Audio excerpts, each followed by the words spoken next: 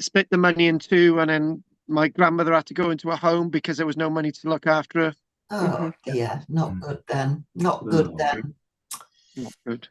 Right. So anyway, we are online now. Yeah. So I'm just gonna see where.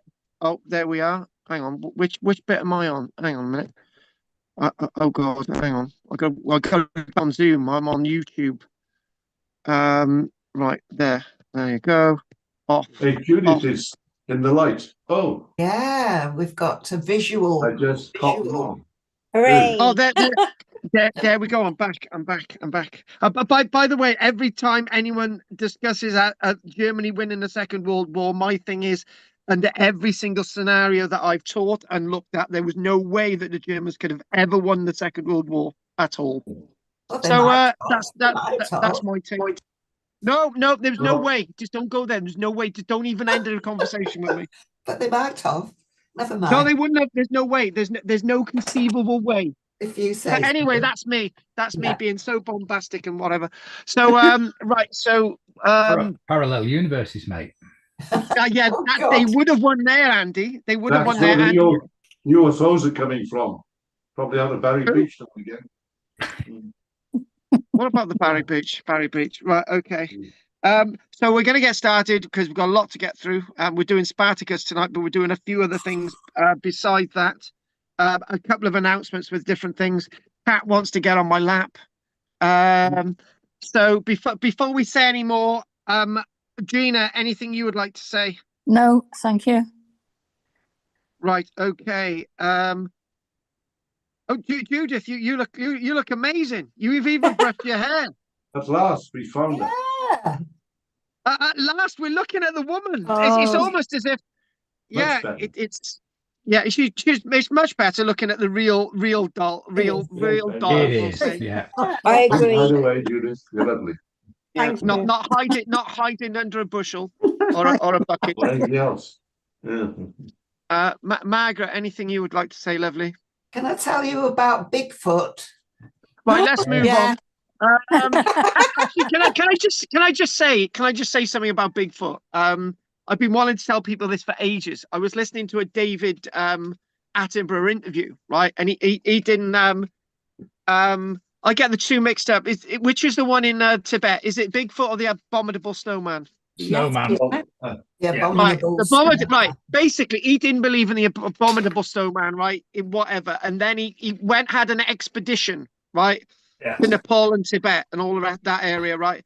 And they were looking at something else, and suddenly David Attenborough started to believe that there was something in this because they were coming across weird things. And yes, so that's something for you guys to look at. I just wanted to share that. This isn't that Bigfoot. No, no, it's not the Bigfoot. It's Abominable Snowman. No, it's not that either. It's at Vindolanda. Oh, Bigfoot at Hang on. Vindolanda. Oh yeah, we've seen. Oh yeah. Actually, before you do any more, that's just been released on the news today. We're going to do that now. Oh right, okay. We're doing it now. Now, this minute, now. But, yeah. Go on, whilst I'm finding the information, right? You just tell us about what you've seen. Well, it was discovered at Magnafort, which is the site of the Roman Museum at Vindolanda. They found an enormous shoe, size 12 to 14. Wow. Tommy Cooper. Altogether, there have been 5,000 shoes altogether being found there. But this was 6,000, is it now? 6,000, yeah. And on that site were the Syrian archers and the Dalmatian mountain soldiers. Yeah. So it must have been one of those, had enormous feet. Look at that, there it is. Wow. Yeah. Wow. Massive, isn't it? It's very muddy. It's massive. Yeah. Wow. Look, I tell you what, right? Even Drina's impressed with her. Even Drina. Basically, whilst we keep the shoe thing up there, because this is, I haven't done my little announcements yet, but we'll come on to them in a minute. But so shoe, I'm gonna keep that there. One-legged man. Yeah. Shut up. Blimey. Hermaphrodite. You always forget about the hermaphrodites in life. Right. Okay. So here we go. It does say 5,000 in this article, but I can assure you it's in excess of 6,000. Yes, I agree. Wowza. Evidence has emerged of Northumberland's very own Bigfoot during an excavation at a Roman fort near Hadrian's Wall. Why did you say Vindolanda? Do you know what I mean? Excavations by teams of volunteers are investigating defensive ditches at the little explored Magna Fort, which is also the site of the Vindolanda Trust Roman Army Museum. Can I just get this right? When it says little explored, it's been extensively explored. Yeah. Unless you don't want corner or something. Yeah, whatever. Anyway, and the latest find has seen one occupant of the fort walk into the history books as one of his shoes was discovered in a ditch. The trust, which runs the Vindolanda and Magna sites, has around 5,000 shoes. As we know, it's actually closer to 7,000, but that's neither here nor there, that have survived in the anaerobic underground conditions. In other words, there's no oxygen, is trapped in a load of whatever. To the astonishment of archaeologists and volunteers, the Magna shoe, shut up, Rog, measures 32 centimeters long, which is the equivalent of a UK men's size of up to 14 inches modern shoe wear. And finally, this has got to be made up, the name of this person coming now. It immediately drew impressive gasps from the volunteers and staff alike. From archaeologist Rachel Frame. You know what I mean? Frame gate. Oh, never mind. The sheer size of the shoe and guesses about who could have worn it dominated the conversation. We were baffled and astounded by the sheer size of the shoe. And she said sizes and everything. Why the hell do you have to put sex into everything? Magna was home to two of the most. I thought I did that, but not an archaeologist. I am an archaeologist. Anyway, shut up, Rog. Magna, shut up, Rog. Magna was home to two of the most exotic Roman regiments in Roman Britain. The Syrian archers, they were sent there by Assad, and the Dalmatian mountain soldiers. The dig is the third. It is the third in a 5-year program of the 52-acre Magna Fort, which is threatened by climate change and is part of an Operation Backlash, which is monitored by the underground conditions. Oh, there we go. Finally, I want to end this. We're going to end it. Oh, they're doing climate change as one political message. Here we go. Yeah. That Rungberg woman from Sweden, whatever she's called. These finds, Gruta Rundberg, I can't say. These finds are just a few more examples of the artifacts and information at risk from our changing climate. So we are very grateful to still have the chance to find such personal connections to the past. This month's long spell is contributing to the underground changes affecting the preservation of organic material remains at Magna and Vindolanda. And you know what I'm gonna respond to that? Right, we've always had these climate change thingamajigs, right? And there's been times in the past that it's always been dry. So there we go. That's me saying that. Any grave being found? I don't believe in this global environmental change nonsense, but that's me. Right, okay. Giants they dug up before. Go on, Rog. Go on. Rog, your turn.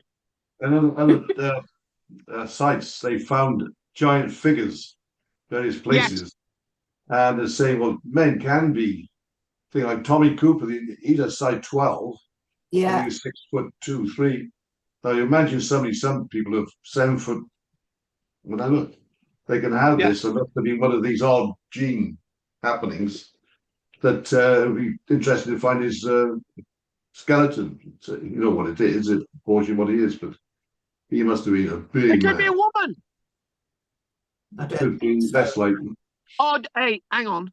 Could be a woman. I've seen women with big feet. Oh my God, I used to know this woman. Oh my God, she was towering. Right, her feet used to stick out at the end of the bed. How do you know?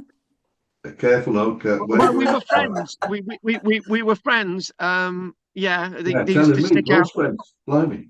Go on. What I used to do, guys, I used to invite her over to the house. I used to sleep on the sofa, and I used to let her use the bed.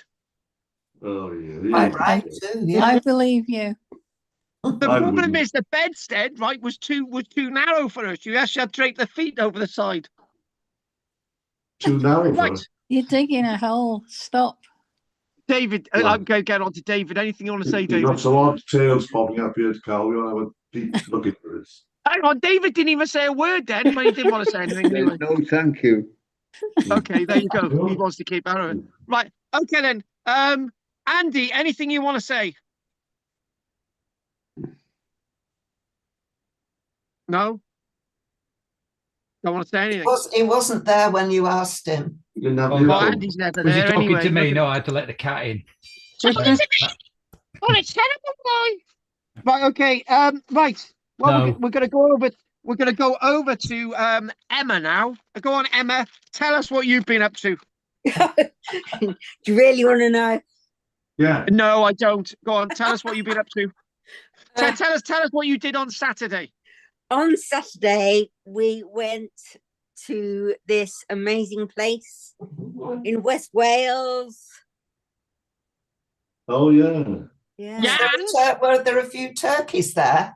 There was a few turkeys there, a few Ah. chickens. I got lovely eggs, which are Oh, really tasty, very tasty. We saw Carl's hole. I beg your Ditch. pardon. Sorry, Stitch. Itch, yes. Yeah. That's about it. That's about it. Oh, right. That's okay then. Right. Well, that's good. That's good. Right. Just the announcement side of things, right? So, I sent this message to Andy, which he probably hasn't read because it was 4 pages long. I just felt. I know I didn't feel Andy. Oh God, I just need to shut up. Start again. Start I again. did read it. I've been thinking about it. Right. Okay. Right. Okay. Right. Basically, I sat down and I thought we're doing the Romans now, and we'll probably be doing the Romans for quite a long time. I've estimated to even get through a little bit of what I wanted to do. We're talking about 3 years, and I'm not joking. So, and I'm thinking, well, obviously, I'm the author of several Roman books. I've published a lot of stuff on the Romans. I've Roman excavations. I've got you guys I'm teaching. I've got my YouTube channel that I try to put Roman content on. And I just thought, why don't we just rebrand and call it Karl-James Langford's Roman Britain? So everything will be orientated around that. So when we send the magazine out or the newsletter, it'll just be a big Roman theme. And that's what we're going to be doing. The Romans. There's a lot of Roman stuff to do. Will you be starting with the BC? Oh yeah, definitely. And actually, next week we're doing Hannibal. Oh, great! Well, actually, what I want to do is get into the real origins of Rome to actually understand it, right? So there's going to be even Pompeii, Herculaneum. Oh, good. We're gonna look at the foundation of Rome. We're going to do the works, right? We're going to do the year 753 BC, Ab Urbe Condita, at the foundation of the city of Rome, which I'll be probably saying a lot, right? And then, as Judith remarked, what we need to do, we need to chuck a bit of King Arthur in here occasionally, even though he's not meant to be. And that's the point. So this is where I want to be, right? But there's a few other things. I was yesterday I was supposed to be in a big film production, which something to do with my hair, because I've got other work and they couldn't cut my hair, so I couldn't go. And basically I went to record a prehistoric monument yesterday, which I've told you about before, which I've done a little video of, and that's on the YouTube channel.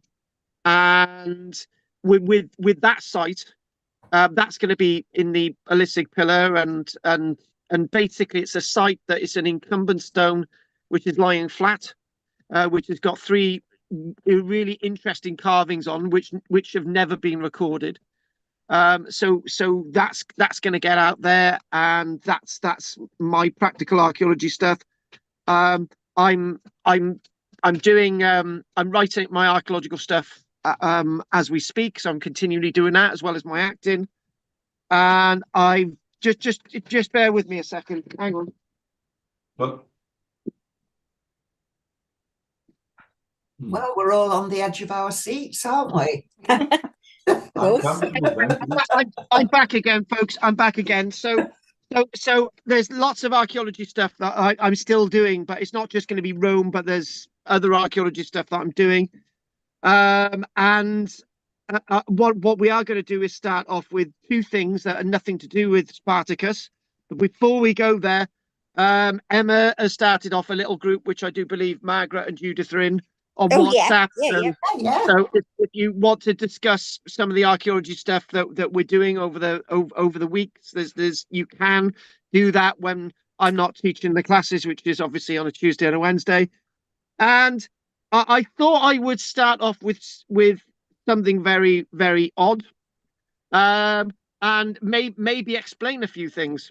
And explaining a few things is why I've got this unending fascination with the Romans. In fact, I've wanted not to do the Roman period for such a long time because there's too much of it in my head. When you've got a topic that you know so much about, it's a tendency not to want to teach it. I can't really explain why that is, but that's where my mindset is sometimes. Yeah. However, as I'm writing up report stuff at this minute, I thought I strangely come across this piece of pottery, which you can clearly see on your screen, which is actually a piece of Roman Samian ware. And this piece of Roman Samian ware was the bowl I've mentioned a few times that I found in a molehill when I was around 10 years old, when I was wandering around karl-james city, Ventus Ilurum, which is in South Wales. And this is obviously a piece of pottery that inspired me throughout the years. And I've done a little recording on YouTube today, and that little recording on YouTube today basically said, when I was young, I used to think, when I say when I was young, about 9 or 10 years old, I used to think about buying Caliva Atrabatum, Silchester, as well as having a fascination with invading Poland. But I don't think that's anything to do with what we're talking about. Do you know what? I found a piece of paper the other day, which I know I wrote when I was about 10 years old, which says ambitions in life to invade Poland. But alongside that, it was also to buy Caliva Atrabatum and to reconstruct the whole thing. Well, that's not going to be possible. And it would never have been possible anyway, unless I was Bill Gates with all his money. You could And even do it then, in it wouldn't be Lego. possible. You could do it in Lego. No, I wanted to buy the full thing and Okay. just excavate it all, display it all, and have people stay in there in reconstructed buildings. But anyway, the point is then I had a massive fascination with Pompeii. And there's an archaeological site which was being excavated in Barry in the early 1980s, which I remember going to, and they were actually selling off the artifacts to raise money for the excavation. And the artifacts that they were selling were very similar to this artifact, which is actually from the Langston Roman villa that I was involved in its discovery at the beginning of the 2000s. And that's another report that I got to write up. So this is why I'm going through all this stuff. And the archaeological report that I'm working on now is actually about Flemington and the Vale of Glamorgan, which is looking at a site which is quite strange, where as we were trying to get down to the levels of the 1600s, we were coming across medieval pottery, which was really odd. Roger was there. So as we're getting through the topsoil and we're going through the layers, and the first thing we're coming across is medieval pottery. And I'm just looking around thinking, there's something not quite right here. We can't have medieval pottery already close to the surface. And then we're excavating down and we've got junk from the 18 and 1900s. And I'm thinking, this ain't right. And then we suddenly come across layers from the 1600s. And so that's a report that I'm working on now. So what I want us to do is actually get over to the images. And I want you to... this is something that Michelle mentioned the other day, right? And I've got to be very vague what I'm saying because I might let the cat out the bag. Hang on a minute. Okay. A bone, and I've got to turn the cat off. Yeah, I do. And basically what this was, we were looking down into, we were looking into the ditch of the excavation here in West Wales. And we were discussing various things. Oh, And one of those various things was actually burnt bone. And if you can see there, bone burns at certain temperatures, right? And that is when you get white bone, which is when you've got bone burnt at 900 degrees C. And the point is with this is that then Michelle said, well, did people spread burnt human bone on fields, which obviously turns basically into its original component of calcium, and it's almost a limey like substance. So it's going to turn into rather from an acidic into an alkaline substance. And is there any evidence of people spreading human and animal bones like lime on fields? And one of the things I started doing research on was that very question. Did they actually spread burnt bone on fields? There isn't much evidence for it, but when you actually think about bone meal, thank you, Michelle. When you actually think about bone meal, and you think about you're adding that to plants, and you're thinking, did people in the past add burnt animal bones to the landscape or burnt human bones to the landscape? The answer is yes. And that actually explains a question. That answers a question in connection with the Iron Age. When we think about the Iron Age, we sometimes postulate over what people did with the human remains in the Iron Age, and maybe they actually burnt them and spread them on the fields, which would actually make perfect sense. So then what you do have is when you're thinking about spreading human remains on a field instead of lime, you occasionally get little bits of white bone and little bits of other coloured bones spread across our archaeological horizons across the landscape. So I just thought I'd put that in there. It's an area of research that I really didn't manage to find much information on. But as we go through archaeology and as we start to understand the archaeology that we're actually studying and trying to understand the archaeology that we're actually studying, it brings up questions like we did when we were looking, for example, in the Roman period, we were talking about lime kilns. And we were talking about peat cutting. So there's so much that we're going to actually come across in regards to this wonderful period of Rome, not just in Great Britain, but across the whole Roman world. And guess what? You're going to have another treat, right? You're going to actually have a presentation, which is solely images of buildings across the Roman Empire, which is something else that I want to actually bring to you.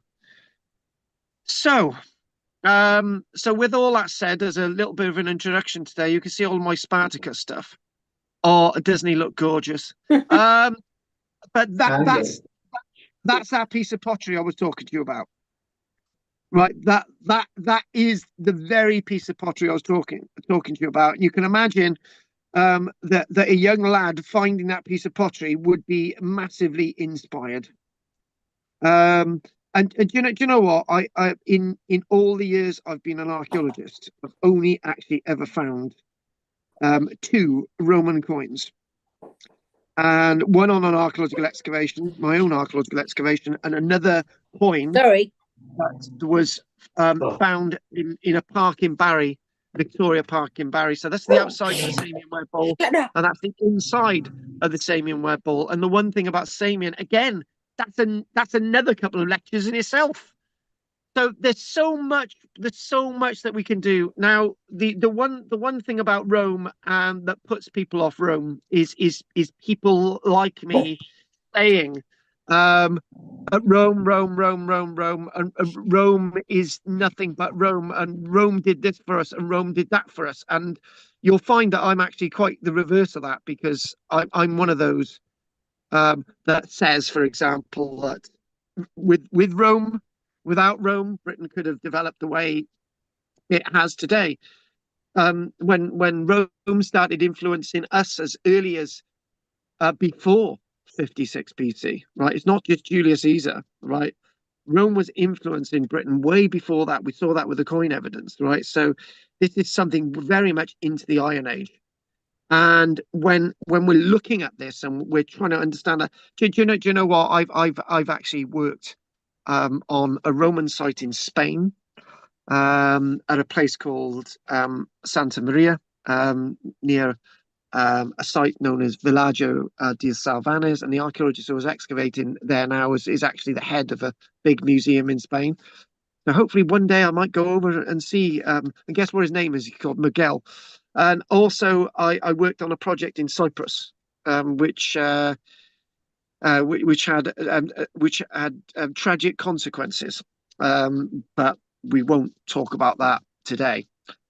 But so this Roman world is within my blood, within my guts, and so what we need to do is think about Spartacus. Your homework this week was Spartacus. I know for one, David watched the film Spartacus 5 times this week, and Emma watched it 86, and Roger hasn't stopped watching it. And as for Judith has actually got DVD, she's got Blu-ray, she's got every single version of Spartacus in her house. So this is another thing about when people get interested in the Romans. There's just so many great films. Quo Vadis, think about that, the Red Cloak, Spartacus, even the modern films like Gladiator 1, Gladiator 2, you get inspired by these wonderful films. And just think about that Christopher Plummer, Rise and Fall of the Roman Empire. Oh my God, that is so amazing. And you know what? I watched Rise and Fall of the Roman Empire. I think it came out in 1968 or something, with Christopher Plummer. It's an amazing film, that, because it gets you in the gut. And the reason why it gets you in the gut, 1 minute you've got they're showing how wonderful the Roman Empire is in this film, and the next minute it shows you how crap it is, right? And it shows you 1 minute how amazing Rome can be, and the next minute it collapses. But that's really much that's really much something that might not be completely true now, because what we do see is that the end of the Roman world, even though it's quite dramatic, it was going to happen for a long time. The Roman Empire, for example, if we want to try to get to grips with the Roman Empire, the idea of the foundation legend of the Roman Empire, we'll do this another thing altogether, and it's good to have this sort of Spartacus thing here. Before Spartacus, the Roman empires, the Roman Empire, Roman Republic, the Roman idea, the Roman embodiment, the sense of the foundation goes all the way back to the year 753 BC. And Abu Bakr, foundation of city of Rome. You can tell that it's been ingrained in my head so much. I've studied the the Roman Empire. Think of the Roman Empire. The Roman Empire starts to found itself in the 40s BC, right? At the time of Julius Caesar, but Julius Caesar wasn't an emperor, right? He wasn't an emperor. He was a dictator. He was part of the Republic of Rome, right? So there's so many different things that we think about, and Romulus and Remus. Yeah. Then he started with the kings from exactly. What was it? Romulus. Give us some reams. The northern Spain, Italy. What was the group? Can't think of the race. Go on, Tuscans. Tuscany. Etruscans? Tuscan. That's That's right. it, Yeah. Tuscany, the Etruscans, exactly. They But however, were Roger, rulers as kings, weren't they? Roger, what Romans just basically nicked everything from the Etruscans. Now, that's another lecture in itself. We're not doing the Etruscans because if we have the Etruscans, right? I am so into the Etruscans, right? You will not get me off the screen, right? So we're not doing the Etruscans for that reason, right? But what we will do, we'll talk about the different peoples that the Romans actually conquered. And why do I want to do it this way? Because Rome is not the embodiment of Rome itself. Rome is the embodiment of everything, right? There's so many influences on the Roman world, like the Greeks, like the Germanic people, like the Gauls, like the Spanish, like the Egyptians, like the Persians. You know, when we think about Roman gods, lots of that comes from the Persians. You know, so all of this is sort of a people that's very much influenced by outside factors. So to try and gather an idea of the Spartacus and to work out why we're doing Spartacus today is to sort of chuck the fact in gladiators, slaves, Romans, right? Maybe things that they got right in the films, maybe things that they got wrong in the films. Actually, do you know what? Right, let's just think about something else, right? So when we think about the film Spartacus, right, it's been so remade and it's been sort of so thought about. You know, there's lists and lists and lists. There's video games, there's board games, there's football teams named after Spartacus. There's okay, the 1960 film Spartacus, directed by Stanley Kubrick of all people. Kirk Douglas, for example, based on an what's that? Based on a book, a novel by Howard Fast. 1964, Spartacus and the 10 Gladiators. Have you heard of that one? 1964. No. 1953, Sins of Rome. There you go. Television. There's been. I'm not going to go through all this, but television 2004, 2007. You got a television series in 2010, 2013, all about Spartacus. Barbarians Rising 2016. You've got sort of a sitcom called Outnumbered with Spartacus. There's also other things. The science fiction type thing where Spartacus is abducted and eaten by aliens. But there's loads of this. I can't mention all these books. There's so many books. There was a play. There's a theatre play in 1831 called The Gladiator, which Spartacus. Now, when you think about Gladiator, the film Gladiator is nothing to do with Spartacus. In fact, it's to do with a Roman emperor who gets very corrupt, called Commodus. That has nothing to do with Spartacus. So Spartacus takes us to the 70s years BC, and obviously Gladiator takes us to the years of the 180s AD. So we got a big chunk apart. There's been radio plays, there's been various music, video games, board games, places named after Spartacus. You know, in Russia they've got nearly 10 football teams named after Spartacus. In Ukraine, yeah, they're the same. Bulgaria, Serbia, Slovakia, he's out there. Well, why is Spartacus within our mind? Why is he there? Why do we think of this figure, right?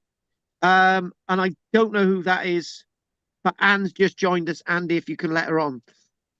So Spartacus was a Thracian gladiator. And where's Thracia? That's basically modern Greece, right? Part of Greece. So we've got he's a Thracian gladiator. So he's not Roman, and he would be there to lead, not the first slave campaign against Rome, not the second slave against Rome, for the third slave war against Rome, known as the Third Servile War. Now, this was a slave uprising, and to have an uprising that's so influential on the Roman mindset, Spartacus is what you look at. The Romans. Now, one thing I always say this in my presentations, and I always go on to say it loads of times. But the only thing that could ever destroy Rome was not the Persian Empire, were not the Gauls, were not the Germanic people, were not the peoples of Northern Africa. Was actually Rome itself. Rome. The only thing that could destroy Rome was Rome, right? And this man, I know he's not a fictional figure. The man that you see in front of her, I know is played by an actor, Kirk Douglas, but the man that he embodies in this film is actually quite an amazing character, right? And in a way, you get to see the film and you get to see the blood and gore, and you can imagine in where Spartacus defeats initially the Roman military in a big pitched battle.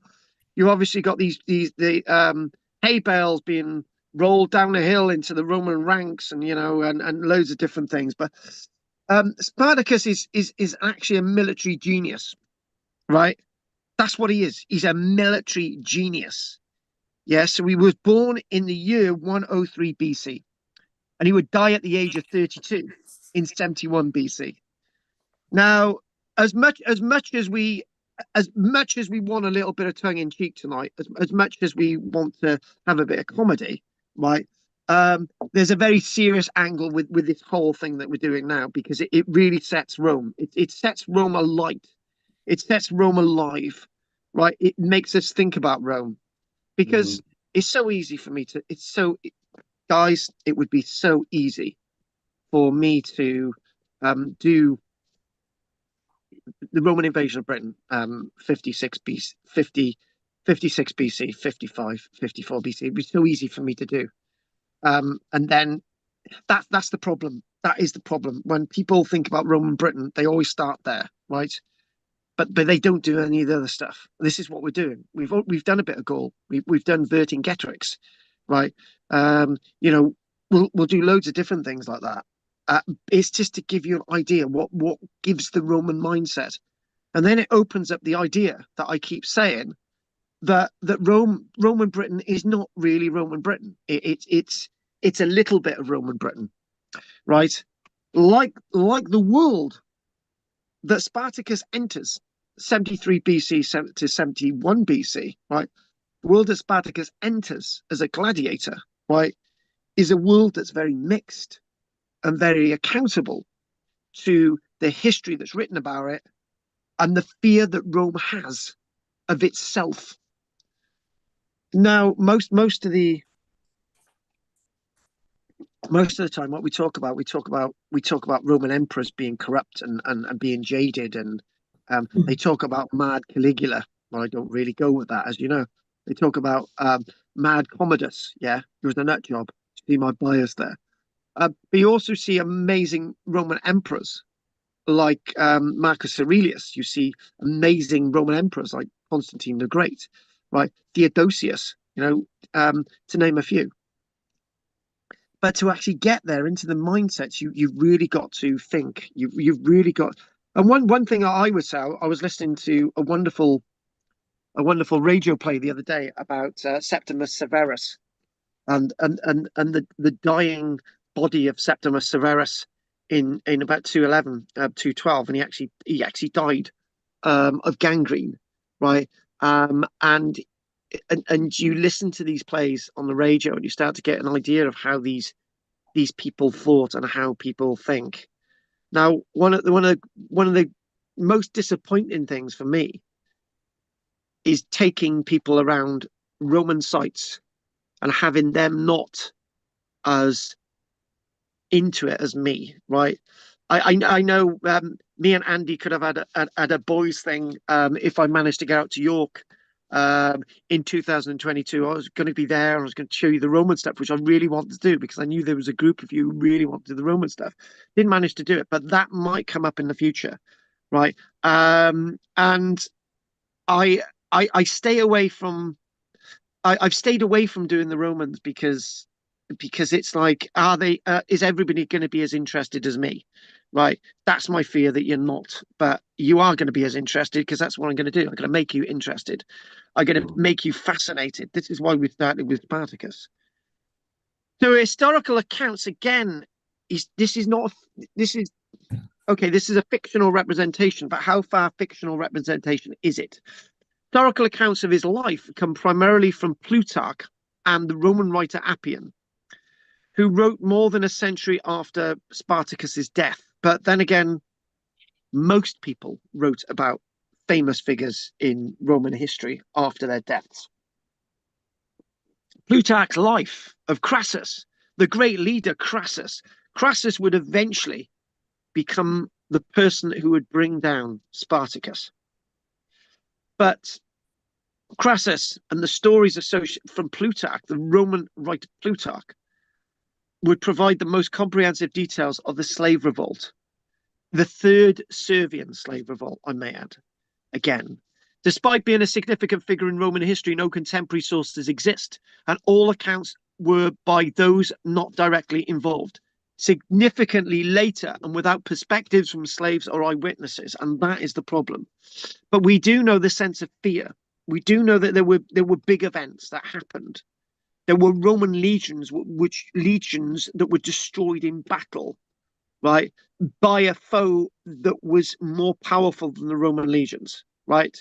We do have contradictory accounts, but we know that this gladiator, this figure that was actually trained in gladiatorial combat, would have been a great Roman soldier. Most of them were. So Thracian by birth 103 BC, part of the Medai tribe. Okay, we've got some little bits of the background, and this all started off with this man with approximately 70 odd gladiators in a gladiatorial school in Italy called Capua. Yep, Capua. Remember that from the film? We're in Capua. Yeah, Capua. Great. So just and basically what happened was Spartacus forces were able to defeat several Roman military units, swelling their ranks to an estimated 70,000 enslaved people. So what I basically did, I went to find one of these battles, right? And what we've basically got, right? Is this image, right? We're gonna grab this image, right? And what we've got to do is we've got to put this image at a location where you can see Vesuvius. Okay, so that there's Capua there, Vesuvius. It's all there. By the way, this is Italy, right? So what I'm going to do, everyone likes a battle, and to try and, instead of looking at the big battles, let's look at one of the little battles, yeah, and tell you about the aftermath, right? So I've gone away from my notes and think about this. So it's Capua, right? And this, our man himself, Spartacus, right, managed to get an army together, and he defeats a Roman army led under Gaius Claudius Glaber of 3,000 men. So there's a Roman Republican army fighting Spartacus. Now, it's really difficult to work out how many men Spartacus had with him. Maybe he had a few hundred, but he was able to wipe out a Roman military army. And Gaius Claudius Glaber surrounded a site near Mount Vesuvius, where Spartacus were basically pinned down, right? They were pinned down. The Romans pinned them down. But what happened was that Spartacus was able to wipe out this Roman force. So what we're talking about is that if we move on and we think about something like this, but there's a problem with this reconstructed image. The shields are probably wrong, but the uniforms are probably right on the side of the Romans. But this is described as an image showing the death of Spartacus. We're going to use this anyway. So it may have been not 70, but 200 gladiators, and they were armed with kitchen implements, choppers and splits.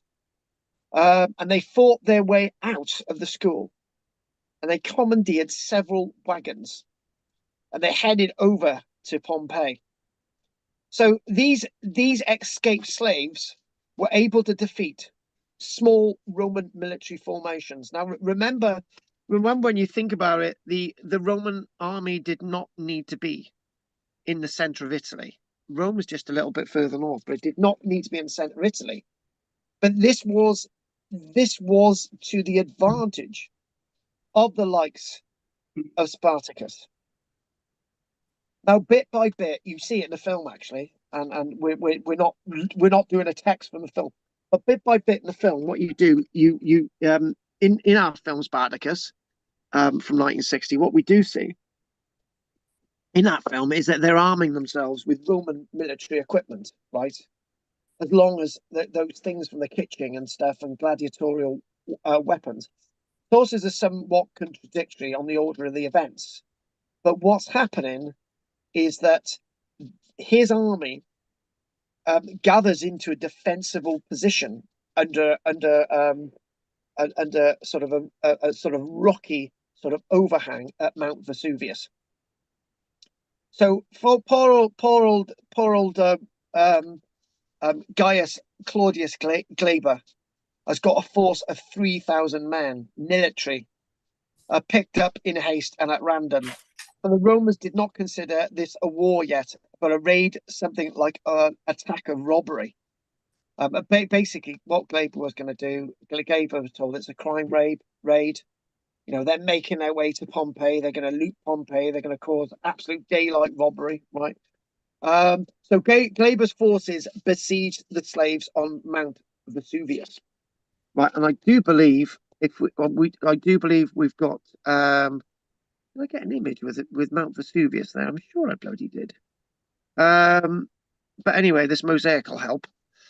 So in other words, this is telling us a little bit about the story. So what we've got is the slaves. Glaber thought, right, you know, I've got 3,000 people, that ex-veterans, you know, people are gathered together. And what we're going to do, we're going to surround Spartacus, right? And what we're going to do is we're going to starve him out, right?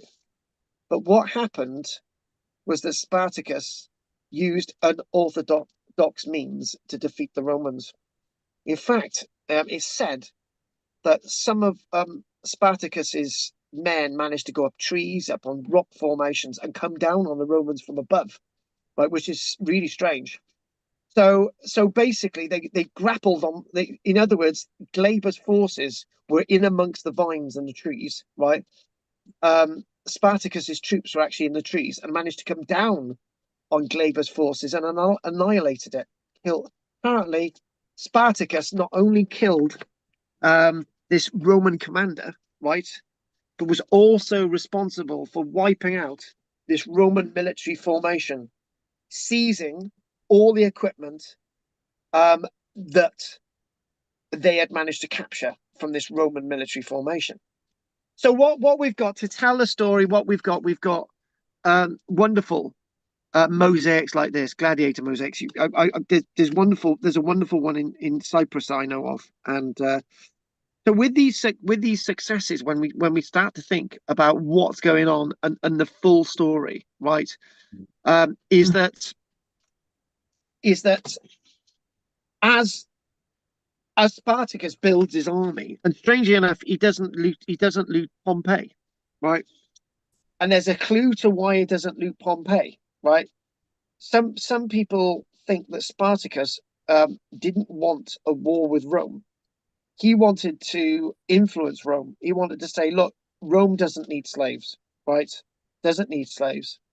You could do without slaves.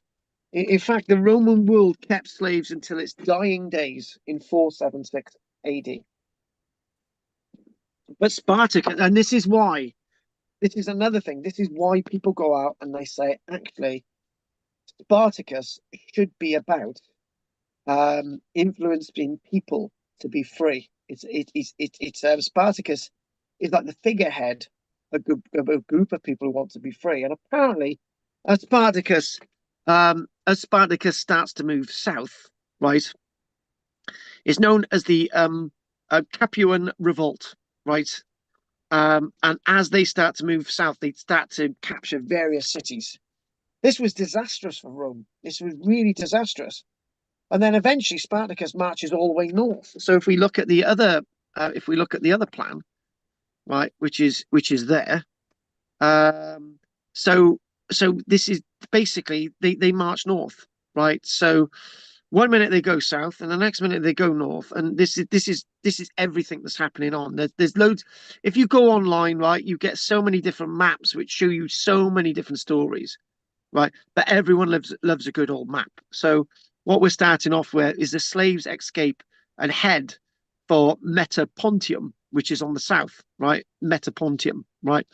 And then the slaves move north.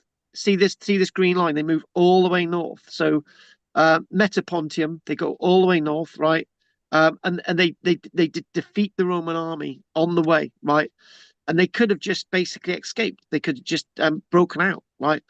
And we'll go through this map again. So strangely enough, Spartacus then moves them south again. So moves them south, all the way south, right? All the way to Regum, opposite Messana, which is in Sicily. And in the film, what we're told is that there are pirates who are meant to move Spartacus over to Spain, right? But whether any of that is true or not, we don't know, right? That's added in the film, a bit of poetic license. Now, what's happening is it's likely that at the stage the Spartacus gets to Metapontium in 72 BC, coming into summer months. Basically, what they're doing, they're training, arming, and equipping an army that would eventually start moving north. Now, it's very likely, right, the Spartacus could have attacked Rome and captured it, but he didn't. This is the one thing. There's the reason why I'm doing this. There's lots of different reasons. Nobody really captures Rome until the 400s, right? And it's something that the reason why you've got the Seven Hills of Rome, and the reason why you've got the big gates and the big walls around Rome with its own Praetorium Guard, is that Rome always feared the Roman state always feared Rome was going to be captured, right? So the victories of the rebel slaves did not come without cost, and what we're actually told is that many people died, many of their leaders died, and obviously it's the tragedy of the story. How much of this is down to what we're seeing in the film, with the likes of crucifixion and so on, is very, very difficult to basically postulate upon. But thinking about some more of this information and some more of what's going on, there's a figure in all this called Marcus Licinius Crassus, and you can remember Marcus Licinius Crassus is the one who eventually defeats Spartacus at Campania on the map there, north of Paestum. Now this is actually in the film, isn't it? So this is the great victory of Crassus over Spartacus, and it's said in the aftermath that they crucified 6,000 surviving rebels. But there is something about this whole story, having a gladiator army of 70,000 strong, without supply lines of food, without supply lines of resources, even you're looting it from Roman cities, um, is quite a big thing on the stage of possibilities or impossibilities. If we again look at that, that's another one of the films. So I think what we need to think about and what we need to sort of discuss is Spartacus's motives. What really pushes Spartacus to do this? And again, there's an event in British history, right, in Roman era Britain, known as the Great Conspiracy, and the year is roughly 367 AD, right? And it's the time that people in Britain basically say we can't be asked anymore, right? You know, and people are rebelling. The Romans are rebelling against themselves. The people are rebelling, and Britain turns into a mess. But eventually, things are restored. And again, this is back to this little story. It's not a little story at all. Spartacus' motives remain a subject of debate. So, is it that he didn't really want to destroy Rome? He could have destroyed Rome easy. He could have captured Pompeii and he could have burnt it to the ground. Look what he could have done with Pompeii. He could have captured Heracleum. He didn't capture Heracleum. He was in that area, for God's sake. He'd already defeated an army of 3,000, right? So Capua, all the way down to the likes of the Bay of Naples, Vesuvius. He decides to fight the Romans just on the foothills of Vesuvius, which is, people would have seen this from Pompeii, but he didn't capture Pompeii. So why doesn't he want to do these things? When he marches north, if we again go to that map, right? Let's go to that map. This green line where he marches to the north, I know it's a little bit away from Rome, and he could have captured the grain storage depots at Ostia on the coast of from Rome. They're full of grain, they're full of everything. But what happens is that Spartacus doesn't capture Rome. He could have captured Rome. He didn't go anywhere near Rome. Why didn't he do that? Right. So he's inspired. He's given a sense of inspiration. Right. And in fact, in 1919, the Communist Party in Germany was actually called they called themselves Spartacus, the Spartacans, right? That was the first German socialist communist party in 1919 that are established in Germany, right?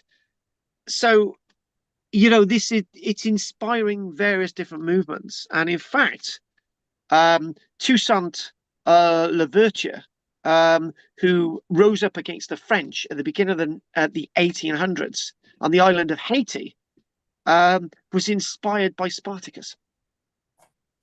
So all of this, it's in the films we see it's about the oppressed. In the films, in the literature, television, we feel it's we feel it's about social injustice. Was that something that was in the minds of Spartacus as something that wasn't a concept back then? Mind you, if you were Greek, oh yeah, he was Thracian, wasn't he? So there we go. But that was the early ideas of Greece, which were well before the likes of Spartacus. So you all know the philosopher Voltaire in the middle part of the 1700s. Voltaire described the Third Servian War as the only just war in history. Unfortunately, what we do know about Voltaire, for example, in Candide, it's full of twisty bits of history. So whether he actually meant that or not, but Voltaire, that great writer.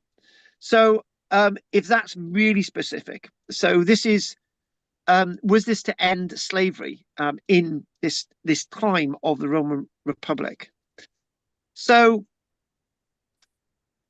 could we?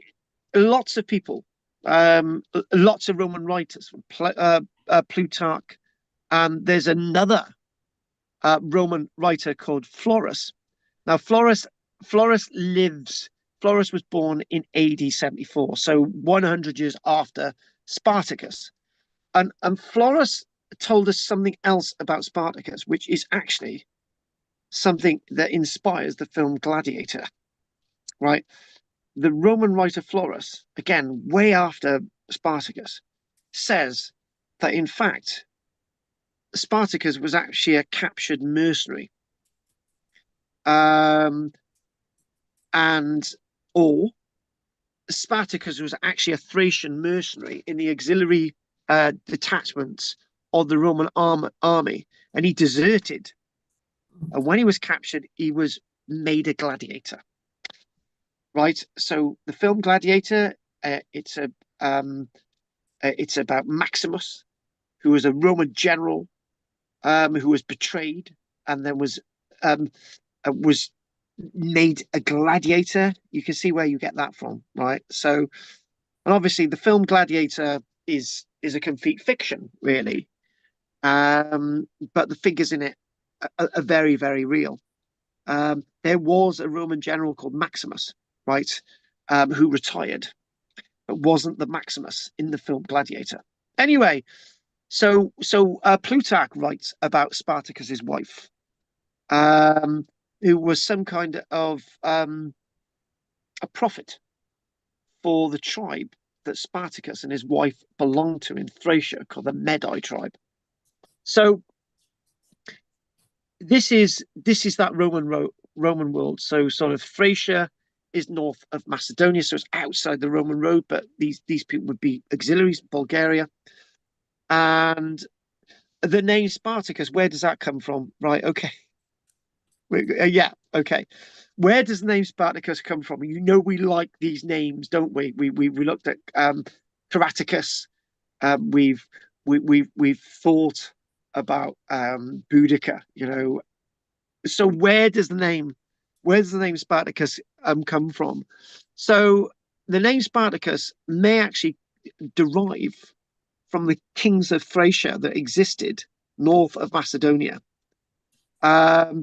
And it might be a name that could be associated with aristocracy and the kings of Thracia. So in many ways, Spartacus might have actually been a prince. So the name Sparta or Sparadokos comes from the Thracian royal dynasty of the Spartacid empire. So I bet you didn't know that bit. He could have actually his father could have actually been a king. So this really changes what we think about Spartacus, right? And we've got an idea of when he was born, and the reason why we've got an idea of when he was born is forensic archaeology, right? Now, what we do with forensic archaeology, we basically, you remember you used to have little, when you used to see these private investigators, right? They used to have a big board on their screen. You used to have little post-its on the way you do this, right? Okay. When was Thracia actually part of the Roman Empire? Well, not the Roman Empire, the Roman Republic. When was Thracia actually part of the Roman Republic? Well, it wasn't part of the Roman Republic at this stage, right? It wasn't part of the Roman Republic for some years. So that means if Spartacus was an auxiliary or somebody who was serving in the Roman army who was outside the Roman Empire, Roman Republic, it must have been sometime around the 100s, right? So he wasn't born into being a Roman, right? So this is looking at forensic archaeology and trying to put all the different pieces together. And his name is a giveaway as well. That we've obviously got the name. And where does the name come from? The name must have come from the dynasty of the Thracian dynasty that hadn't been conquered yet by the Romans, right? So if the thing is about Spartacus being trained in a gladiatorial school at Capua. Now, somehow he's got over to Capua, right? And basically, they fought with straight straight blades, right? And these straight bladed things were actually called the gladius. The gladius is actually a Roman weapon that the Roman military used. Um, it's not hugely long, right? It's 18 inches long, which is basically a foot and a half long. It's not a big sword, right? Which is known as a gladius. Basically, the Roman cavalry would have a gladius type weapon, and so would the Roman military. So again, when you're thinking about fighting the Romans on Mount Vesuvius, and you're thinking about where this would go, I got to be honest with you. He must have. There's something else in this story that we're going to actually say. We're going to read this out now, right? So after he is bought by the owner of the Roman gladiatorial school, whichever way he came from, whether he's a mercenary, whether he was a Roman soldier that deserted, whatever we got, he's ended up in the gladiatorial school, right? A slave leads a rebellion of slaves and gladiators into revolt against Rome. Now, the first bit there, yeah, if we think about the first film Gladiator, which I'm sure most of you have seen, Maximus ends up half dying. He's then goes into a gladiatorial school. He's traded, and then he's trained as a gladiator, and so on and so on. And then that's that bit of the story. So you can see where that comes from, right? So what we've got is that did he really want to do this? He would have been unaware that a big chunk of the Roman army was actually in Spain at that time. Hispania was actually fighting another rebellion in Spain, known as the Third Mithridatic War. Again, wonderful thing. So when we do next week and we think about Hannibal, we think about Carthage. I'm not going to do all the Carthaginian stuff because otherwise we could go on forever. But there's another thing I need to do. Is I also need to do. I need to do pre all this. I need to think about the Roman geographer and explorer that came to Britain hundreds of years before Julius Caesar. So we've got to do that as well. There's all these different things that we need to link together. So this whole thing, this whole thing that what we do have is that somewhere, somehow, this is going to be a big moment in the Roman world. And again, thinking about how big the Roman Republic was at this stage, you've got some dates there, but it's not much bigger than that. It's not huge, right? It's slowly growing, but the Roman Republic at this stage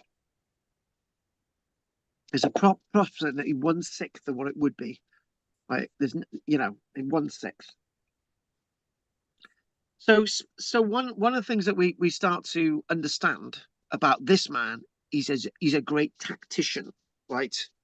He knows how to fight. Now, when this is directly linked then with somebody made it was Margaret last week. She mentioned was Spartacus, a Roman mercenary, right? Then it led us on to Varus and his opponent, who was actually a Roman mercenary, right? Who used Roman military skills. Aminius, who led Roman military skills against Rome to be able to defeat Rome. Again, what have I just said at the beginning? The only way to defeat Rome is to be within, to be internally, right? And this is how Rome could be defeated. You couldn't defeat Rome from outside. It's a bit like it's a bit like a group of friends, right? And that group of friends is really solid. And no matter what you say to those group of friends, right, those group of friends will always be a group of friends. But if one of those people in the friendship group starts turning against people, then the friendship group falls apart. And this is exactly what we're talking about, Rome. So this man actually gets really, really, really into being this great tactician, right? So we march from Vesuvius, we go all the way to we go all the way to the coast, Metapontium, right? So we see the red lines, you go all the way to there, right? That's where we go, right? It goes down to the boot of Italy, right? Sacking and raiding his house.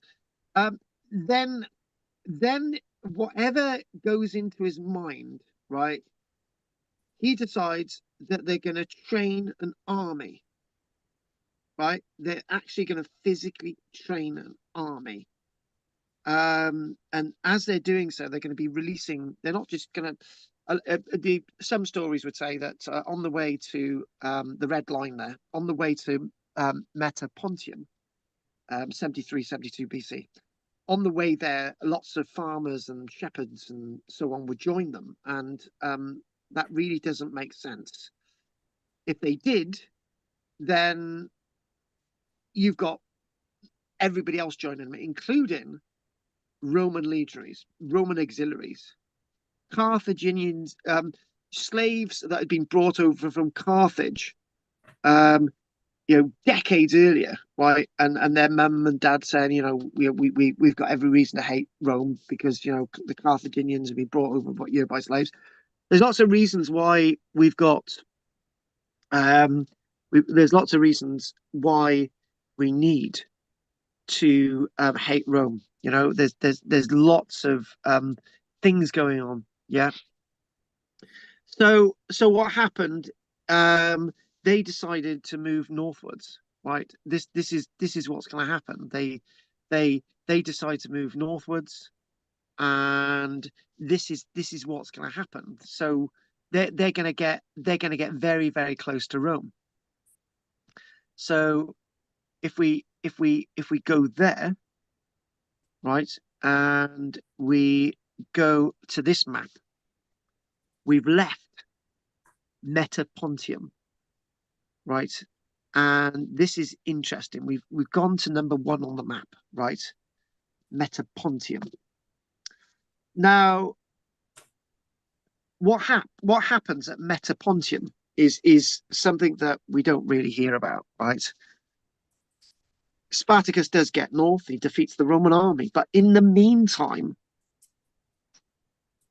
something happens at number 1, Crixus, right? So what happens is at Crixus, right, is that Crixus is the location known as the leader that was working alongside Spartacus, a site of the name of the battle near Mount Garganus.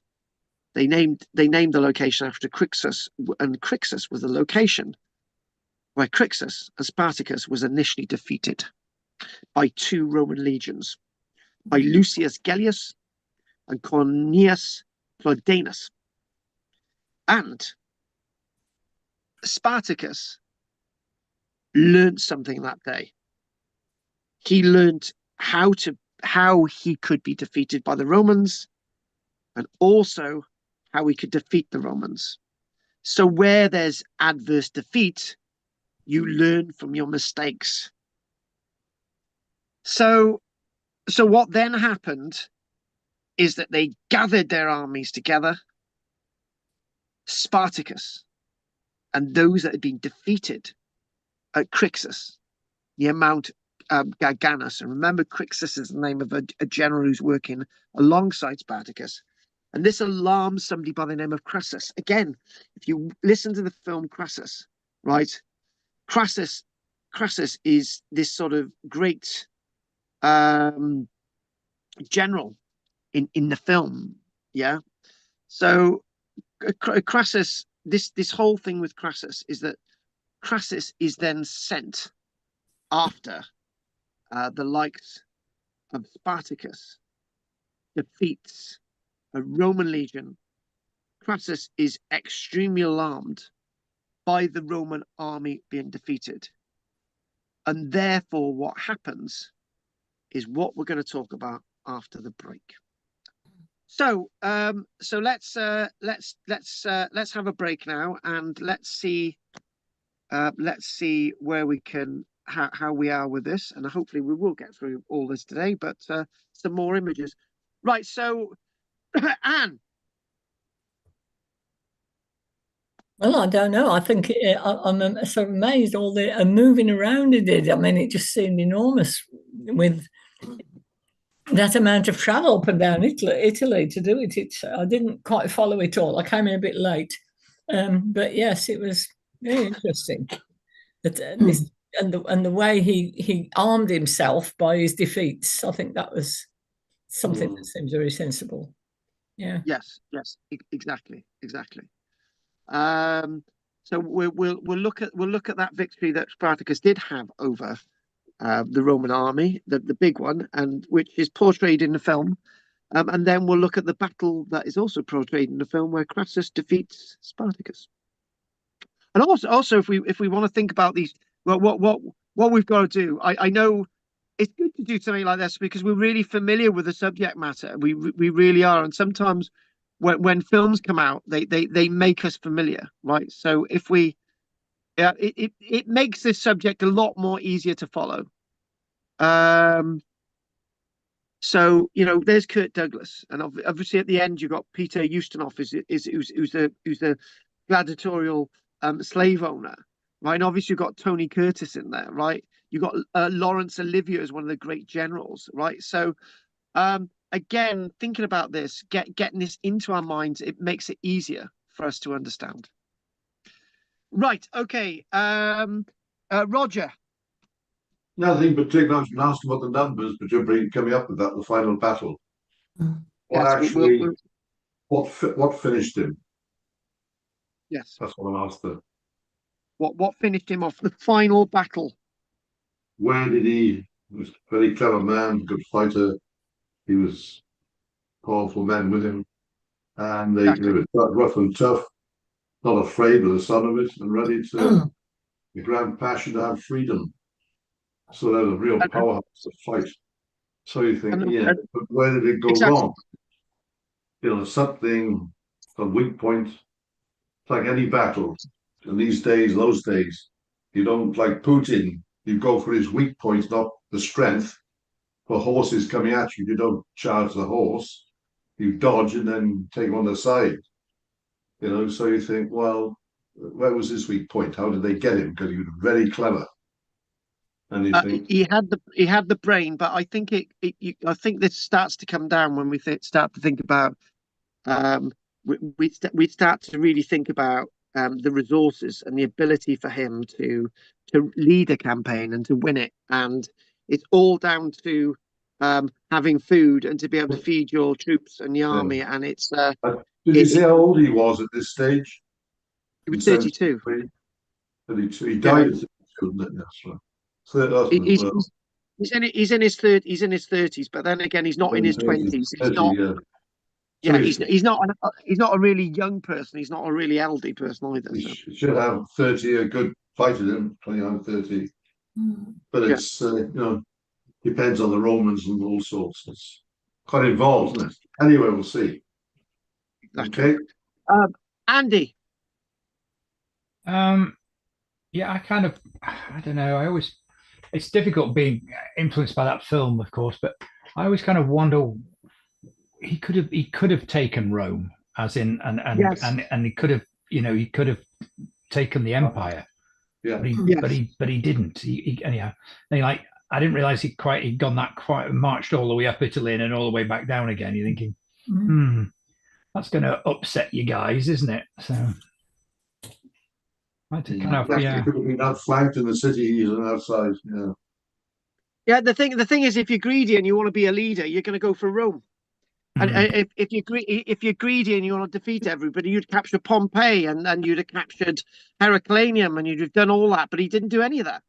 So why didn't he do these things? They were for the picking. You know, that he had already defeated the only military field army that was actually in around Mount Vesuvius. Yeah. He'd already defeated it. So Pompey, he would have been able to just run over to Pompeii and just capture it, you know. So why didn't he do that? And it's just, again, Rome.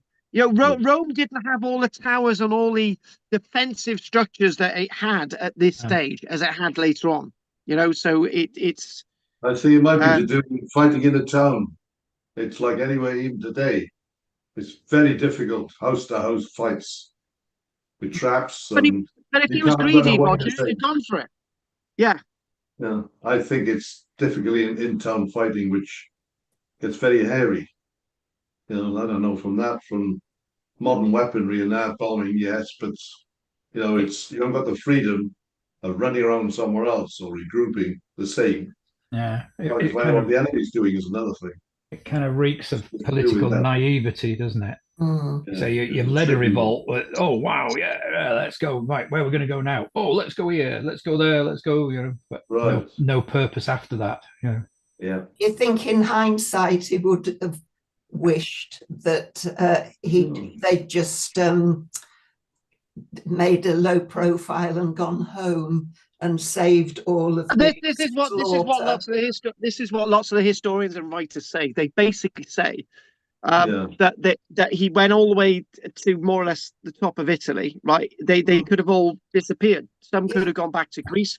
Some could have gone back to Gaul. They could have just all disappeared, but they chose not to, right? They chose. Spartacus basically said, "What we're going to do, we're going to march south again." Why would you do that? Well, I don't think we can really answer that. He was a rebel with a cause. Oh, without a cause. Yes. Without a cause. Well, there's a lot of them throughout history. Well, James Dean, look what happened to him. Oh, yeah. James Dean as well.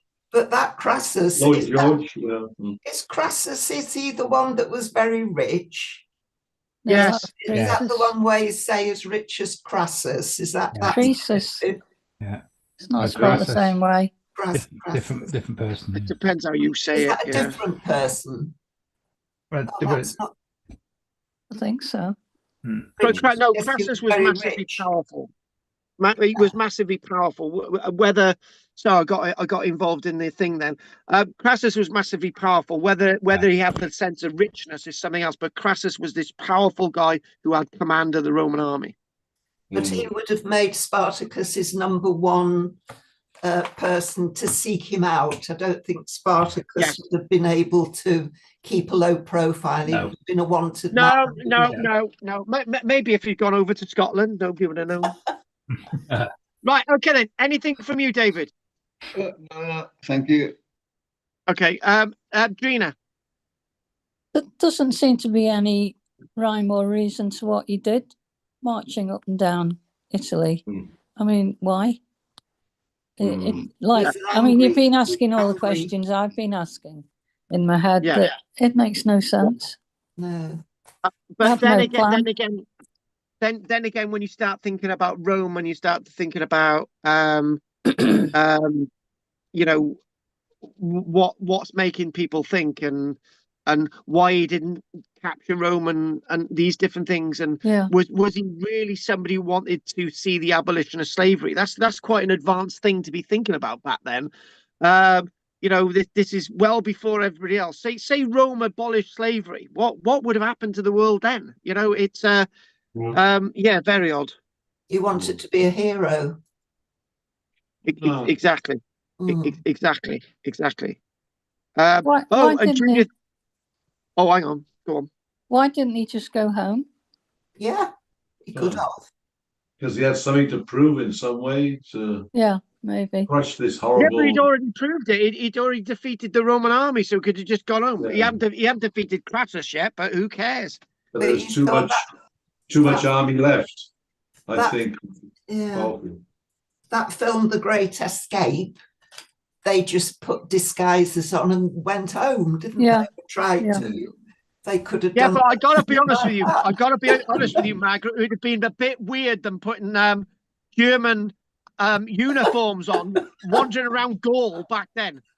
I'm marching to Berlin. Oh yeah. Hang on a minute, we've gone off it now.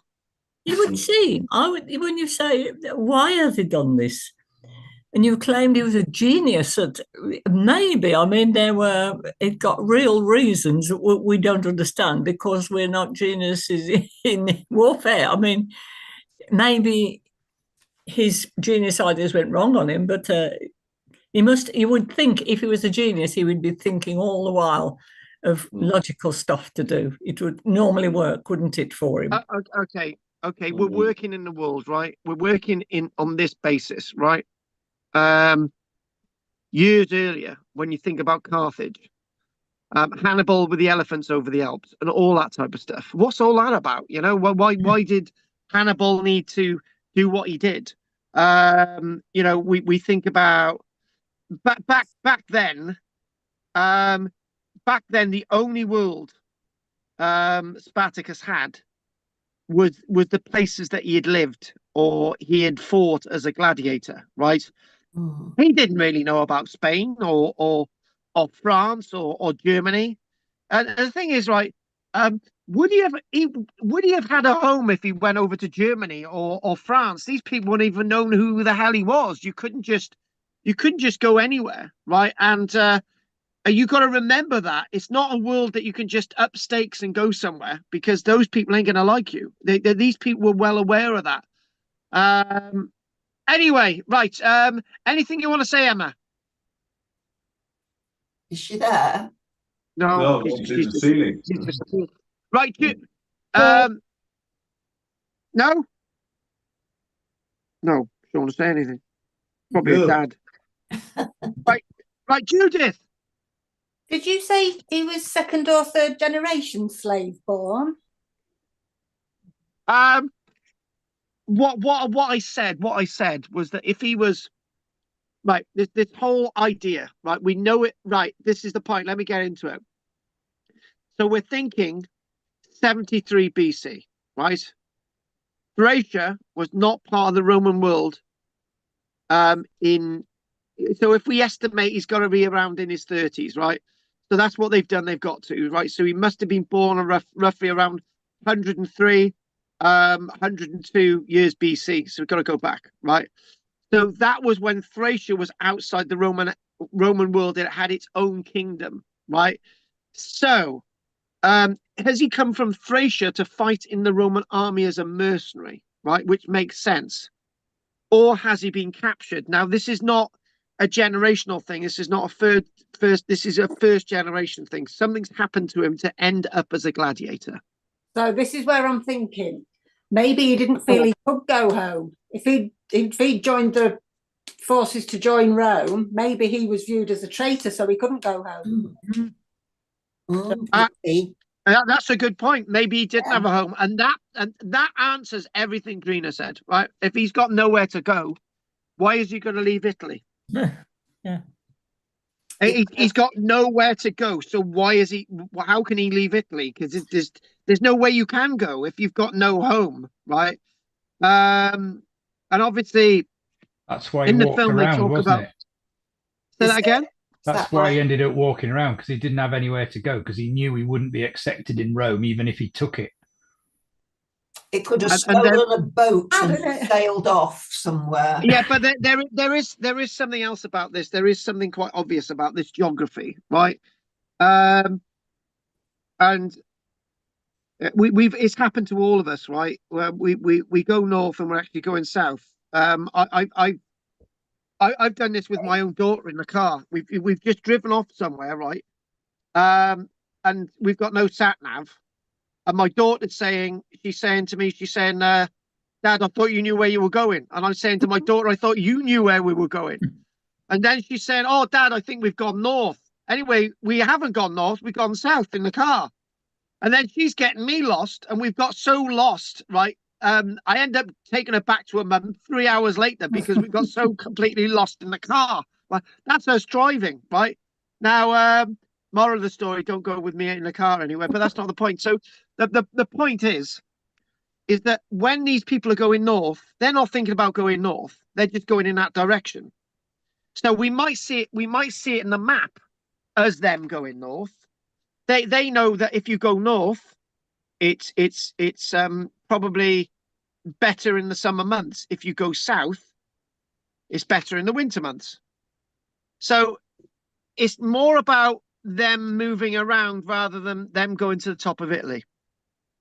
Yeah, they have Which to does go make sense. somewhere as well, don't they? Because they can't stay put because there's too many of them and there won't be enough food. And there's not enough food, and that's exactly the point. If we go in that direction, there are a few cities and we might get food. Yeah. Right.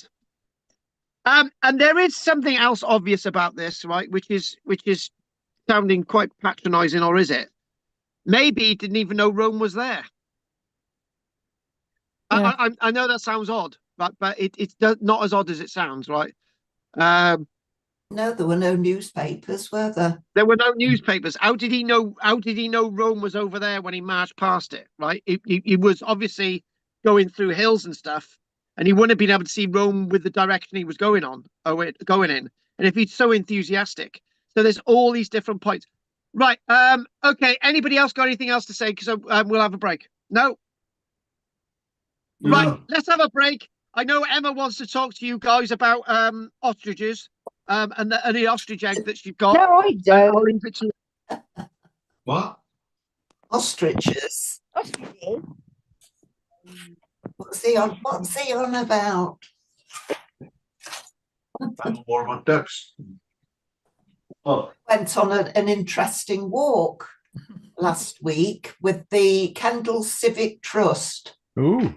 oh, I just saw a notice in a window in Kendal, and the Kendal Civic Trust do walks on a Sunday. And I thought, oh, I'll go on one of those. A bit of history, a nice walk, a bit of history. So we did the old Kendal Canal. Yeah. Back at Jilks. Yeah. That's right. We ended up at Canal Head at Jilks. Jilks. Yeah, it was very good. But they were saying they had been trying to reopen the canal. I think Jilks were going to be involved in some way. Yeah, there's quite a lot of money and stuff gone into it, and they keep gradually getting nearer and nearer. But I think it's a bit of a long shot. It would be nice, but because it doesn't connect. Yeah, it doesn't connect to any other canal though. They got lottery money, I think. Yeah, they got funding. They have got quite a bit of funding, yeah. And I think Tesco's were going to open a supermarket there, and there were going to be riverside restaurants, and it sounded as if it was going to be lovely. But there's just a bit of a problem with the M6, yes, isn't there? Yeah, I think and the bypass one that links up as well. I think that goes. Yeah. There's several big roads, and there's not enough clearance. But yeah, I'm sure you could work around that. But I know they've cleared quite a bit at Stainton, at that part of the canal. Yeah, well, that's where the water ends, isn't it? Yeah. Yeah, I saw that quite a few years ago. But it was quite interesting. They're doing another one, I think next Sunday, another walk, and it's up to the old Kendal Castle, the old original Norman. Right. Oh, the one on Castle Howe. Beast Bank or whatever it's called. Beast Banks. Yeah, but they were saying when they'd finished building the canal, and there was a lot of stories about the Irish navvies and all the carrying on. I bet there was. Yeah. And they said they had a great big parade and a big fanfare and everything going on to celebrate. And do you know how many people turned up at the celebrations? And this was the population of Kendal. Right. How many? 10,000. Oh, wow. That's massive. Yeah. Yeah, but they said it was a hive of industry. It was as big and important as Lancaster. Yeah, no, I'll bet, because it finished off the ports around here, because the canal goes really close to Bolton Sands to the coast. So they just they had a pier there and just unloaded there, and it went straight into Kendal. Missed out all the dropping it off and bringing it up by little flatty boats and then onto carts up to Kendal. It'd take days. Yeah. It's just, yeah, it was interesting. Long before the railway. Yes, yeah. Well, they couldn't have seen, could they, the future or the amount of cars and how things would change so very quickly. It's connecting onto it is a difficult bit as well, because you have to cross the River Ribble. Yeah. And you go through a lock actually onto the river and then out on another lock. So you've got to time it right on the tides. But I'm sure it wouldn't be that difficult. Well, she was saying, the lady that was leading the walk, she said, I don't know if it was her husband, went in a canoe all the way on the canals all the way to London. Wow. I'll take a bit. Yeah. Yeah. It kind of, I think I think it would be nice to have it opened up, but I think it's just going to cost so much. Just be millions, wouldn't it? Yeah, definitely. Yeah. Nobody's got any money anymore. No, but I do know they do keep clearing a bit and opening a bit much. I think the other day, last year they'd opened up another 1.5 miles or something like that. So yes, slowly but surely. Yeah. Well, absolutely. they've done it in Yorkshire, haven't they? They've done it. Yeah. Is it Bradford, around that area? I don't know. I don't know much about the canals. I know the bridges on the canals are really beautifully shaped They bridges. are. Yeah. There's my dad used to work at Gilks. Yes, I remember you saying. Yeah, and he took. I did tell you that he took me to show me inside the back of Gilks is the original outside wall, which is where because the pool, the basin is now underneath part of Gilks and the yard at the back there, which I think is part of South Lakes now, isn't it, or whatever? Yeah. Westland and Furnace. But there's a photograph taken of the back of Gilks's with a window, with multi-paned window, with one of the windows is broken in half. Yeah. It's this little diagonal. And he took me inside the factory, on the factory floor, and said, look, and pointed up at it. And that window was still there and still broken the same way from the photograph. Yeah. I hope it's still there, because that was only about 30 years ago. But it was just brilliant. He said, isn't that amazing that it's still there like that? Yeah. They opened as far as the tunnel last year. Right. Okay, Which good. But it's going to be very difficult unless they close the road. Yeah. Which would be sensible. Yeah. So it's only a single track road with a couple of farms. Yeah. Unless they close the road, it's very difficult to work out how they would cross it. Yeah. Yeah. Yeah, there's that wonderful aqueduct as well, isn't there? Oh. Yes. Yeah, it was interesting. I enjoyed it. I keep meaning, I've never been on it. I keep meaning to go down to Crooklands because you can get on a boat there. I can't remember what it's called now. Oh, yes, they mentioned that one. Go for trips. Yeah. Oh, but yes. Sundays, on a Sunday. Yes.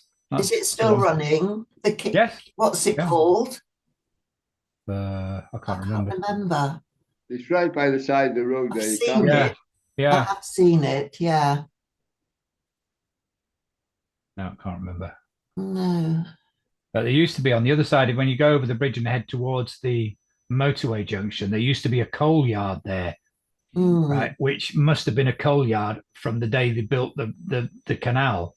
Yeah. And I think it's now finally closed. Right. Which I was really annoyed about, because I kept meaning, I should go and take a photograph of that, because that's one of the few existing things that are still there that will have been there all the time. Yeah. Is there much of the canal working left? No. Not at Kendal, no. No. So it's all the last, what is it?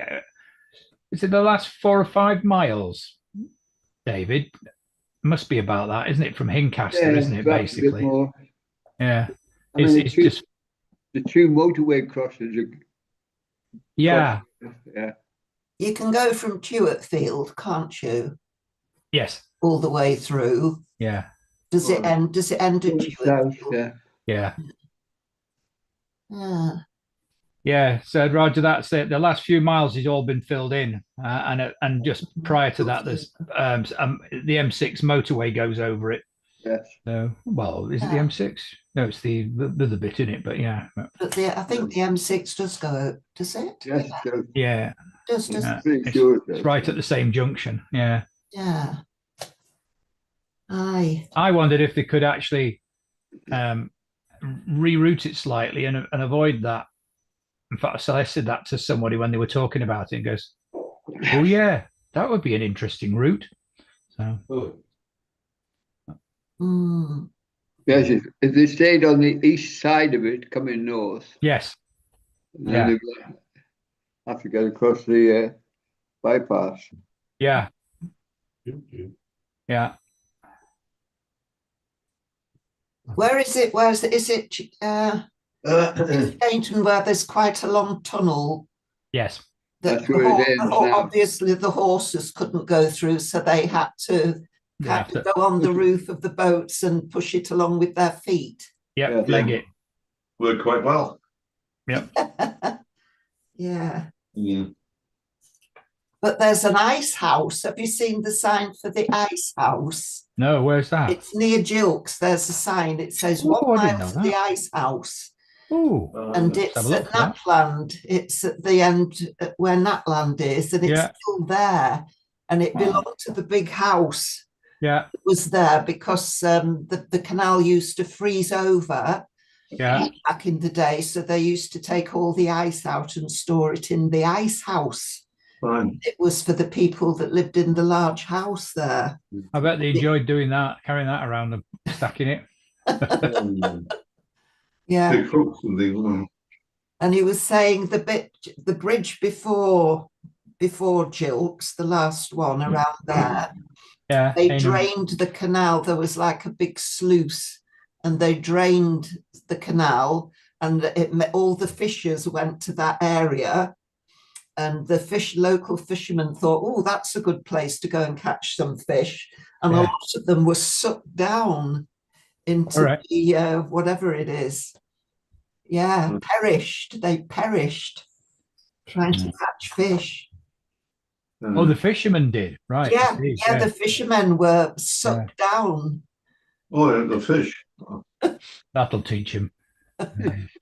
Yeah, they said when it was drained, there were quite a lot of gruesome discoveries, apparently. Oh, right. Oh, dear. Yeah. Well, the family that set up Jilks were called Crutzen.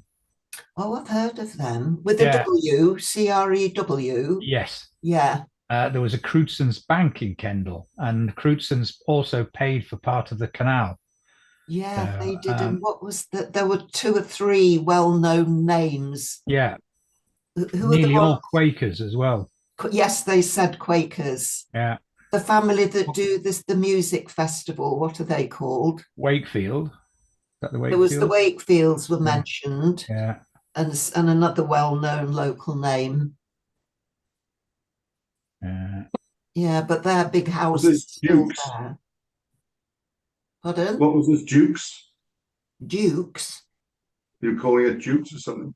No, Jilks. It's G-I-L-K, spelled pronounced with a J. Jilks.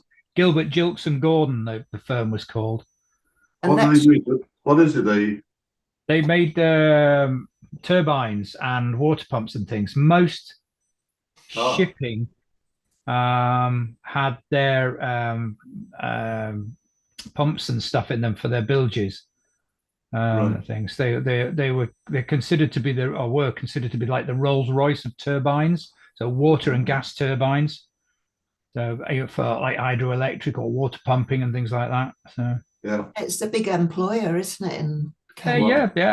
They went through a really difficult period in the kind of 80s and 90s. Almost went bust. Where is it based then? In Kendal? It is in Kendal. Yeah. All right. Yeah, and next door to it is the snuff factory. Yeah. It's closed now, but that was the last snuff factory. Yeah, Kendal. Yeah. What do they make? Snuff factory? Snuff. Snuff. Oh. Snuff. Yeah, ground tobacco. Yeah. Still going. You put a pinch up your nostrils, don't you? And it makes you sneeze. Yeah. Norwegian visitors here with the dancing crowd. They use a lot of snuff still. Yeah. Yeah. Oh yeah, it's the main thing with them. Even now. Right. Well, I mean. I remember people taking stuff around here, but chewing backy. I've never tried that, but tried snuff, but you don't get it now, do I? I don't know whether it's available now, but you certainly don't see it around here at all. Nobody does it anymore. No. I need boxes. I used to keep it in order. Yes.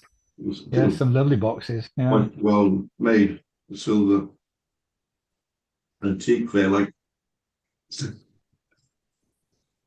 Vestas, the match things, you know? Yeah. Containers for all that. No, they're just antiques and, quite pretty. Were you ever a smoker, Roger? Well, when I was in college, I tried a bit, but no.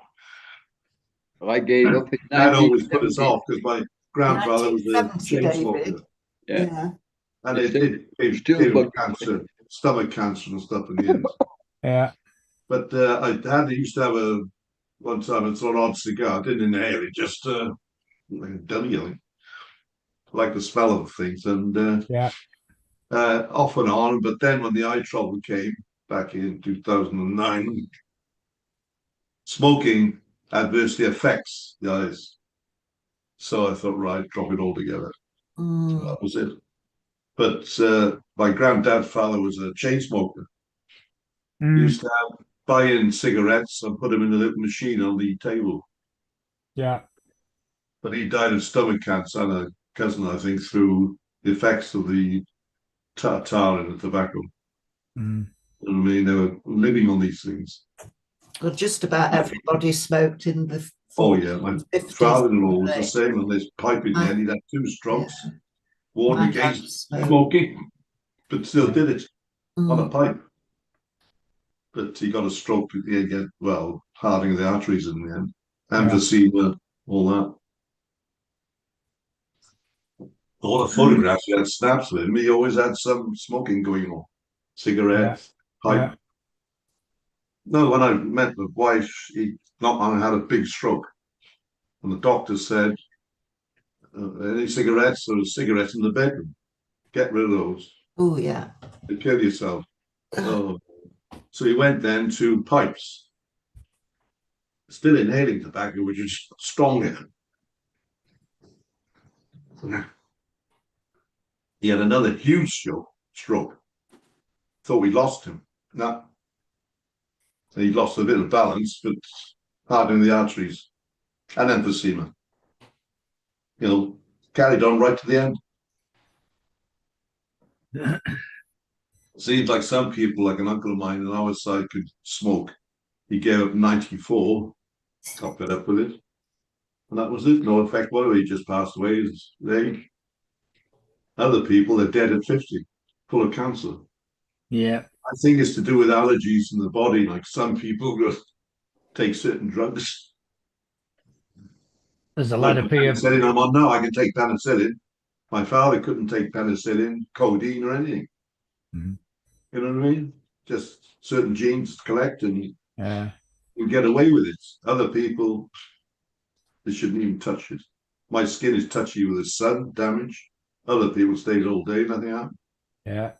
You know, allergies. And I think My a lot dad- of it that it's a cancer. My dad smoked from when he was 16. He was bought a cigarette case for his birthday when he was 16. And he died at 86. Oh, gosh. So, and he smoked all his life. He really tried to give it up and couldn't. And he really instilled into me, do not start because something takes over your life. It controls you. He just couldn't give it up. What about the money? So that was his advice to me. Don't ever take it up, and I never have. Right, So leave it alone. And the money it takes to keep it going. yeah, that was When another they thing. were, struggling 30s and stuff, still smoking. Well, no wonder. My grandmother was still smoking 40 fags a day at 96. Oh, And they got her to slow down smoking fags. And she lived to nearly 102, and she had never a single problem with her health in regards to that. she was okay with it. No reactions. Other people would be And dead at 50. And where is everyone? I want to get started. No Margaret there. Judith's not there. None of the women are there. Why don't we just do a men's only evening bit? I'm here. Sorry, actually, Drina was right about Cassius, but there's 2 Cassiuses. Crassus, you mean? Crassus. Crassus is somebody else. There's Cassius. There is a Cassius in this campaign who gets defeated. But there's another Cassius, right? No, not Cassius. It's Croesus. Croesus. Croesus. Croesus. It was. Hang on a minute. Let me one of the triumvirate. Hang on a minute. Hang on. Hang on. I've got my name right. Crassus. Hang on. I got. Not Crassus. No, it's Cassius. Cassius. And was he the rich one? No, there was two of them. Right. Okay. There was two Cassiuses. There was a Crassus and a Cassius. Right. Now, there was a Cassius at the time of Julius Caesar who was extremely wealthy. Right? That's the one. Right. Yeah. Hang on. I haven't finished yet. Oh, God's sake. If we go to the screen, right? Now, what I'm saying is Drina's right in both aspects, but there's two of them, right? So let me get Baldric out of the image, right? By the way, Emma was very lucky to give her love to Baldric, deep love she did. Right. So what I've got to do, I've got to get to this chart, right? Yes. Now there we go. Spartacus defeats Cassius.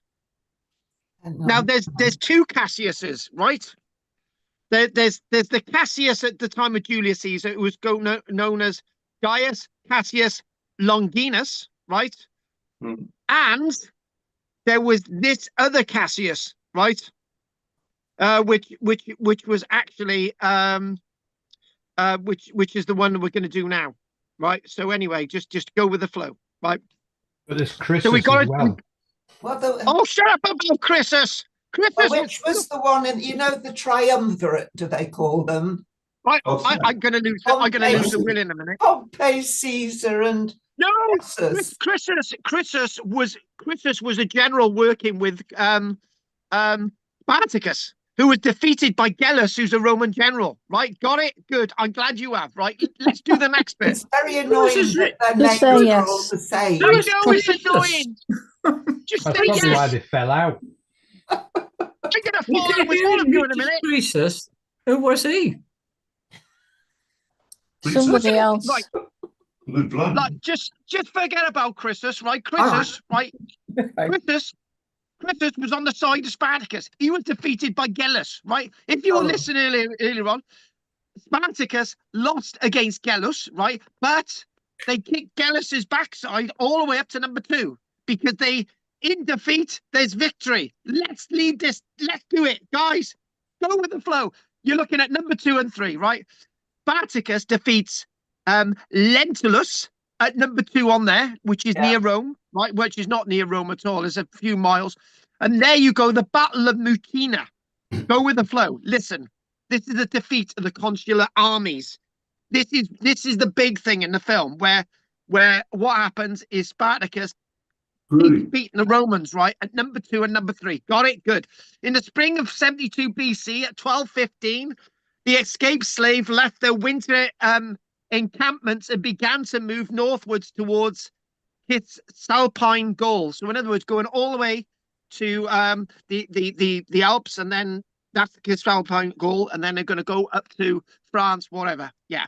The Senate, you see this? The Senate, alarmed by the size of the revolt and the defeat of the Praetorian armies of Glaber. Now, the Glaber, remember where Glaber was? That was Naples, right? And there was also another army of Varenus, dispatched a paraconsular legions under the command of Lucius Gellus Publicola, right? Now, Gellus is the one who's victorious, right, at number 1, right? There's also Annius Cornelius Lentulus Claudianus, forget about him. Initially, the consular armies were successful. Gallus engaged a group of about 30,000 slaves under the command of Crixus, who Crixus is a friend of Spartacus. I'm so hopefully somebody's writing all this down, right? And then basically 2/3 of the rebels, including Crixus himself, get killed, right? So Spartacus, right? Now, when you think about it, if 2/3 of the rebels are killed and there's 30,000 of them, now there's 10,000 of them, right? Got it? Easy. It's less people to feed. Job done. At this point, there is a divergence in the force. There you go. The divergence in the classical sources as to the course of events, which cannot be reconciled under the entry of Marcus Licinius Crassus into the war. So in other words, Crassus comes into the war somewhere, but not yet. He gets all the way down to the question mark on there. We're not doing that yet. So the writers, Plutarch and Appian, are talking about loads of different things and they're not really there. But Appian's history is, according to Appian, number one, the battle between Gallus, legions, and Crixus, who was a friend of Spartacus, men near Mount Gargunus, which is known as the Battle of Crixus, where Crixus is defeated, was the beginning of a long and complex series of military maneuvers that almost resulted in Spartan forces directly assaulting the city of Rome itself. This is Appian, the Roman writer. And we've said, why didn't he do it? But after his victory over Crixus, Gallus moved northwards, following the main group of slaves under Spartacus. So in other words, you know, as I was talking about earlier on, nobody knew where they were going. Instead of Spartacus going south, Spartacus moved north, right? Heading all up. Now, this is the point. Spartacus was trying to leave Italy, right? There. Now, this is an interesting point, right? The army of Lentulus was deployed to bar Spartacus's path. So, in other words, a little army led by Gallus is following Spartacus, right? But Spartacus goes straight into the army of Lentulus, who's a consul of Rome, right? And this consul of Rome is standing there with his army, right? And he wants to stop Spartacus. So up Spartacus's rear, there's Gallus, who's already defeated Spartacus, but in front of Spartacus is Lentulus, who's at number 2. Some of you should be watching the film because Lentulus is actually in the film. And the consuls hope to trap the rebel slaves between them. Spartacus's armies met Lentulus' legions, defeated it. And then what happened is then he turned around and defeated Gallus's army, forcing the Roman legions to retreat in disarray. Can we put the American Civil War into this lecture? We are. What? Now, the reason why we're putting the American Civil War into this lecture is something that I'm going to tell you now, right?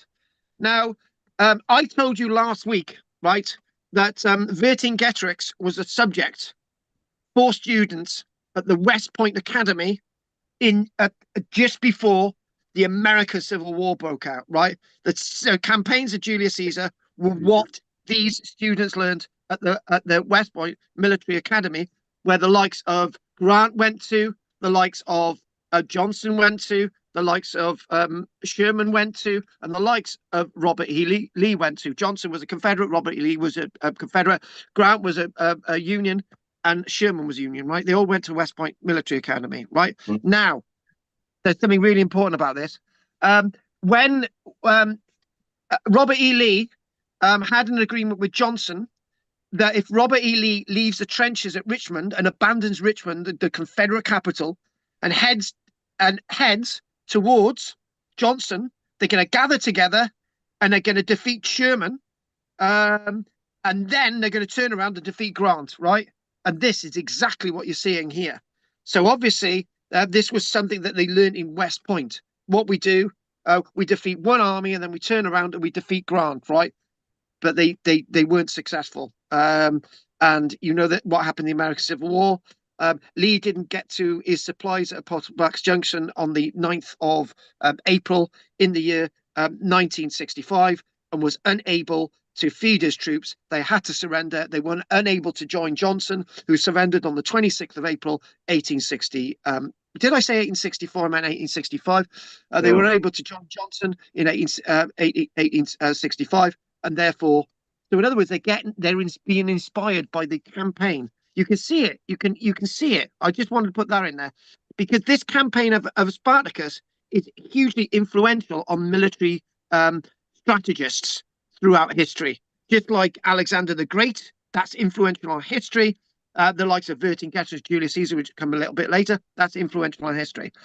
So Appian, the Roman historian, claims that Spartacus executed some 300 captured Roman soldiers to avenge the death of Crixus, who had been defeated at Gallus. There you go at number 1 on the map, forcing them to fight each other to the death of gladiators. So there you go. So there we go. Spartacus, bit of revenge. This is Appian, really nice writer.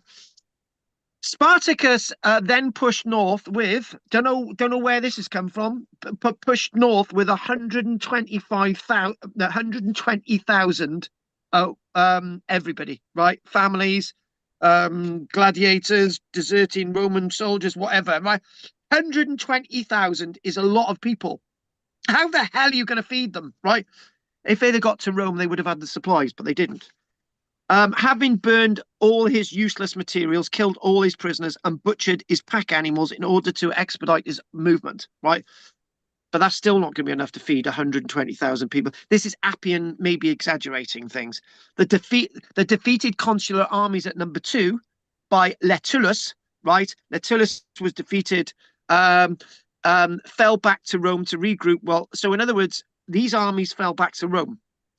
Now, Spartacus is sensible by not following these retreated armies back to Rome. Spartacus did not know the territory back to Rome. The retreating army of the consular armies that had just been defeated by Spartacus at number 2 knew the way. This is something that you can probably learn from the campaigns of Alexander the Great. But anyway, so the consuls again engaged Spartacus somewhere in the Picenum region and once again were defeated, right? So this is really interesting stuff. Now, what Appian claims is that at this point, Spartacus changed his intentions of marching on Rome, implying this was Spartacus's goal following the confrontation at Picenum, as he did not consider himself ready to yet for that kind of fight, as his whole force was not suitably armed, for no city had joined him, but only slaves. Decided to withdraw into southern Italy once again. So the Battle of Picenum is another name for the Battle of Mutina, which is something that we're going to look at in a few moments, right? And then eventually he ends up down south, down to the question mark. That's there. But what Plutarch says, this is another story of Plutarch, right? This is why we get to Crassus, and this leads us on to. I'll talk about the Battle of Mutina, which I've got some really nice details with. I can tell you about the Battle of Mutina, and there's some really good stuff that ties in with what Drina was saying earlier on. So let me keep flowing. Plutarch, the other Roman writer, description of events differs significantly from Appian, right? So Plutarch, the Roman writer, says after the battle between Gellus's legion, at Mount Garganus, where Crixus is defeated at number 1, right? What happens is Spartacus heads north, defeats Lentulus, and seizes a massive amount of supplies and equipment. And in fact, doesn't need to go towards Rome because he had all the equipment he needed. And that's not in the account of Appian. In other words, what we're seeing with Appian is saying that, Spartacus kills all his prisoners and kills all his animals to feed the army, but that's not what Plutarch is saying. And we've all heard of Plutarch anyway. After this defeat, both consuls were relieved of command of their armies by the Roman Senate. Plutarch does not mention Spartacus engaging Gellus's legions at all. In other words, it's quite possible that Gellus just ran away right after the victory of Spartacus at number 2. And then what happens is that there's a big battle at Mutina, right, which is known as Modena. There, a Roman army of some 10,000 soldiers, led by the governor of Cissaphane Gaul, known as Drina Gaius Cassius. This is the other Cassius. This is Gaius Cassius Longinus, which is not the same Cassius that was associated with Julius Caesar in the mid 40s BC. These are 2 Cassiuses, but they're related. So basically, Cassius, the other Cassius at number 3, is defeated by Spartacus. Plutarch makes no mention of events until the final confrontation with Crassus. At the question mark on there. It says also that Spartacus in the spring of 71, according to Plutarch, there was no mention. Spartacus had no want to actually capture Rome, right? And the question is, Drina had, why did they head south? Why did they not escape over the Alps? I can answer that question, my lovelies, because I've got the answer here. Right. Hmm. Now, what we've got to do, I've got some facts and figures at the Battle of Mutina. Right. It's said. Now, this is really interesting. You know, Apinna has said at number 2, this sort of a great victory over the consuls at number 2. Right. It's said that there's an army of 120,000. However, another historian says that there are only 60,000 rebels at Mutina. What's happened to the other 60,000? Maybe they were never there in the first place. Now, the armies led at Mutina are led by Cassius, Drina's other Cassius Longinus Varus, right? Notice the name Varus. This is not the same Varus who's defeated in the Teutoburg forest at 9 in the year AD 9, because that Varus is dead. Lots of these names are really similar, right? So what happens is that, interesting enough, it's likely that the Roman army is completely wiped out at Mutina. It's so wiped out that the casualty rate is exactly the same number. Around 10,000 Roman soldiers are dead, executed, right? So now this answers the question of Drina. This is a rebel victory, right? The Battle of Mutina was a significant battle, very significant. And what we see is the defeat of the Roman army. So after the defeat of the Roman army, if you read the textbooks, it clearly says that the army of Spartacus could have just gone over the Alps, and it decided not to. Now, it's believed by some historians the rebels had been content to cross over the Alps. Spartacus wanted to cross over the Alps. You don't see that in the film, do you? Spartacus wanted to cross over the Alps, apparently, but after winning against Cassius and Varus, as Spartacus basically said, we're just going to head north. Lots of Spartacus's generals basically said, no, we want to go for Rome. We want to plunder the whole of Italy, and we want to be really rich people. So Spartacus decided to follow them, even though he's still the leader. And in other words, that then led to the final battle, which is where we're going to go. Now, the problem is thinking about the final battle, right? It's anywhere between Campania and Thurii on the map there. We're not really sure where it is, but we can give you a little bit of detail about that now. This is when Crassus comes into it, right? So there he is. You know, he never entered Rome. And the other thing as well is Spartacus was closer to Rome in passing going south, right? But this was not the case. This just did not happen. Before we actually go on to, I've actually made a little bit of extra research today. So when you think about gladiators, these are lots of gladiators from 100 years after the birth of Christ. You can actually see the different forms and the different uniforms. Some archers, some look like medieval knights. Some have got whips, spears, all sorts of things, given different names. However, now, this is not the Roman army that Spartacus was fighting. This is the Roman army this is the Roman army 100 years later at the siege. At the siege of Jerusalem in around AD 70. So this is basically 100 years. Hang on, it's not 100 years later, is it? It's 140 years later. Sorry. This is likely to be what the Roman army looked like back then, right? And that's the problem with Hollywood. What Hollywood wants to do is they want to make all Roman soldiers look like this, but they look like this. Right, this is what the Roman army looked like. Right, this is very different from your imagination. And this is very similar. This is very similar. That looks sort of a little bit later, but this is what they look like. Oh. No, it's not. No, it's just the way the image is actually taken. Right. So If we look at this image, right, this is wrong. Crassus would not have been wearing a uniform like that. In fact, his men would have looked similar to the ones around, but they would have looked very similar to this. So what we need to do, we need to come to a conclusion. We need to come to a conclusion on Spartacus, and maybe that's what a gladius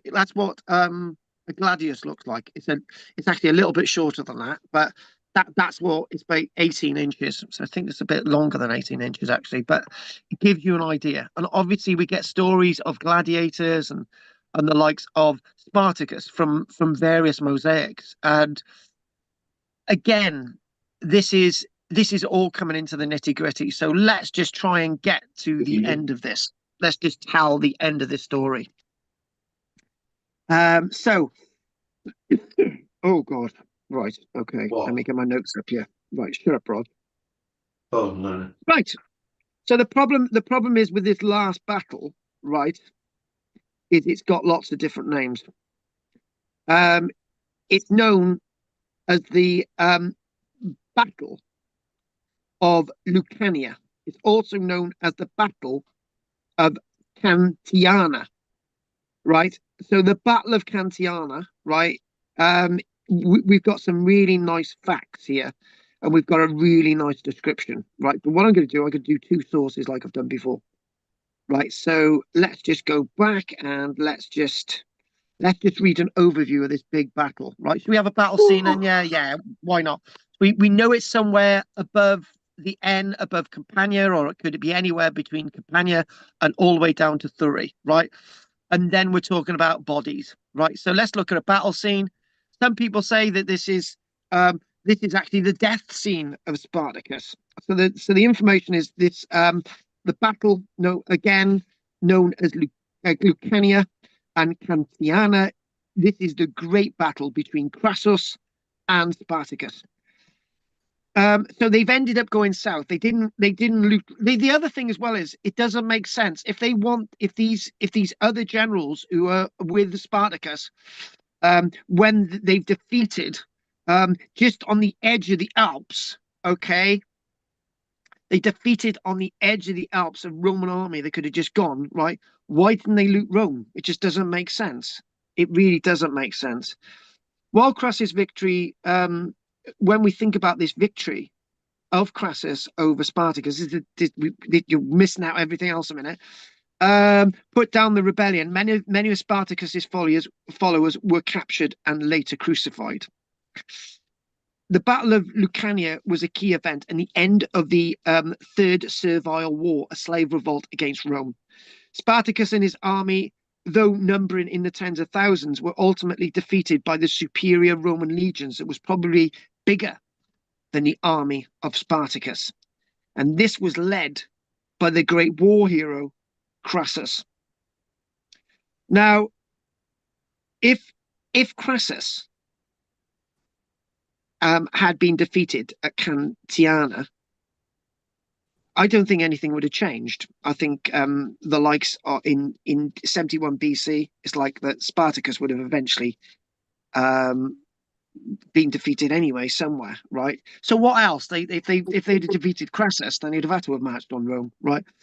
So it's said as follows. Now this is basically, the strength of Roman legions. If Crassus had the full strength of his Roman legions or partial strength, with the auxiliaries, it's said that the total army of Crassus is 45,000 men, eight Roman legions, which would have probably been the sum total of entirely half of the entire Roman army at that stage, 71 BC.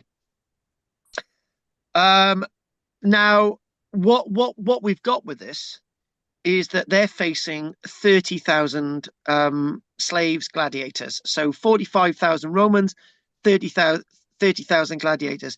We can tell from this that Spartacus is not going to win, right? Because he's outnumbered by a well-trained, disciplined, well-fed army, right? So it's likely that Spartacus's army had already lost a load of their strength. A load of his army had deserted. They'd have had enough, and he wouldn't have been able to feed his army anyway. So his army would probably been starving, because where he was marching was also the area where they would have burnt and destroyed the year earlier. So it's said by Plutarch that nearly 12,500 of Spartacus's army, right, was actually killed in the battle and 15,000 taken prisoner. So this is rather interesting. Let's go back to the map, right? And we got to go back to the map because of a certain thing that's on the map, right? Hang on, is it on that map? Where's that little bloody thing that I showed you earlier on? Right there. Now, if the battle was there, just in Campania, right? Look at where Thurii is, right? And this is part of the history, right? As Crassus is writing this, and the other historians, Crassus had built a 37-mile long ditch to cut off Spartacus. So Spartacus had gone south, but then, if you remember from the film, Spartacus is warned that a Roman army is going to land it at Hipponium, right, or Rhegium. So to avoid that Roman army, if you believe the film, Spartacus headed north and was hit by this huge ditch. So so one night a big storm happened and Spartacus used this opportunity to escape north. In other words, they managed, the ditch filled with water, he managed to get over the ditch, right, and managed to head north. However, a force of about 20,000 slaves remained south. So Crassus decided to finish them off first. So in other words, what happens is Crassus goes beyond his own barrier at Thurii, right, defeats and annihilates the other army of Spartacus. So the only army of Spartacus now is going north. When the force of a few thousand arrive, so what happened? Down south, Crassus defeated the army in the south, right? So what happened was that the likes of Spartacus moved north, and you can see the little cross there. And at Campania, right? At Campania, Spartacus met a small Roman army, right? Who were instructed to hold Spartacus off, to stop him going further north, to stop Spartacus going to Rome, right? And they fought apparently very bravely. And as they're fighting Spartacus, behind Spartacus's army, Crassus comes up and destroys Spartacus's army completely. It is a fight that takes place over 2 days. And there was great slaughter. There were lots of the army of Spartacus imprisoned, lots of them killed, and finally, once and for all, the army of Spartacus was defeated. So what we're left with is images in the film. It's likely that Spartacus actually died in battle. Right, this is the death of Spartacus by Hermann Vogel. And again, if Spartacus had survived, he would have been placed in chains and he would have been taken to Rome. Now, that would have been important. That would have been an important moment for Crassus, because he had captured the great leader Spartacus. But instead, maybe I think one of what we're getting in the film, and maybe what we're getting from Plutarch, is that those that were captured were crucified after the battle because Crassus was given a message: don't rebel against Rome. Don't do this again. And for example, if there's any chance of Spartacus still being alive, we're going to crucify the lot. That's what the message in the film is saying, and that's exactly what Crassus is saying. He's saying we've really got to crucify these rebels. And along the Appian Way, they said that these individuals are crucified. but there's no archaeological evidence for that at all. The biggest problem is with such a big battle at the Battle of Cantina is that we actually don't know where it took place. Lots of these battles in history, we don't know where they took place. And again, when you're talking and you're going back and you're looking at these maps, we have the folklore and history of Spartacus and the gladiators being told. We see questions of why Spartacus just didn't leave Italy from Mutana, why Spartacus didn't actually capture Rome or go anywhere near Rome. This is not what the army of Spartacus looked like. They were armed with all sorts of weapons and probably well armed. And lots of these uniforms, lots of these army uniforms that you can actually see, other than the guy in the middle, because that uniform is completely wrong. Maybe if we go back to here, this is the type of equipment that the army of Spartacus would have worn. And then it's just basically saying that's what a consort would have looked like. Yeah, with basically beautiful armor. So those are the consuls that were defeated at Modena. And again, they would have worn chainmail like the Roman army. And one of the things is, you see that helmet there?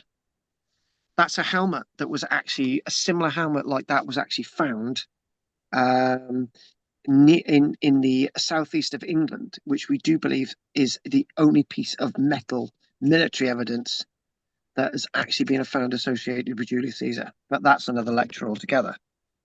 But again, thinking about this, thinking about the story, thinking about where we are with popular folklore, and again, telling these stories in popular folklore. Can you remember last week that we looked at the likes of Spartacus, and coins celebrating Spartacus were made 4 years after, not Spartacus, that again, coins celebrating Vercingetorix after Vercingetorix was defeated in 52-51 BC. So coins of Vercingetorix were made to celebrate Vercingetorix and his defeat. Well, obviously, people are celebrating the life and times of the gladiators and Spartacus on the mosaics in their home. And again, could this be just a mosaic celebrating gladiators, or could they be harping back to that time that guy on the right is actually Spartacus? And again, lots of these campaign maps, but again, if you want to look at the work of Appian and you want to look at the work of Plutarch, and you want to think about this and try to get this together. So when we look at the campaign next week of Hannibal, we've got more evidence, more information, we've got more archaeology, we've got the burning of Carthage, we've got the archaeological evidence, we've got the bodies, right? We've got more looking at next week when we look at Hannibal and Carthage. And again, here we go. A depiction of the fall of Spartacus. Again, lots of writers wish Spartacus, lots of historians are saying that Spartacus actually died on the battlefield. And do I believe that all these people were crucified? Do I want to believe that all these people were crucified? We need more evidence, and unfortunately we haven't got enough evidence, but we know that a campaign like this occurred.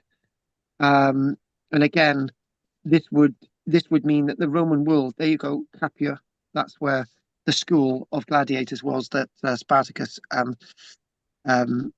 left from and sort of started what was going on.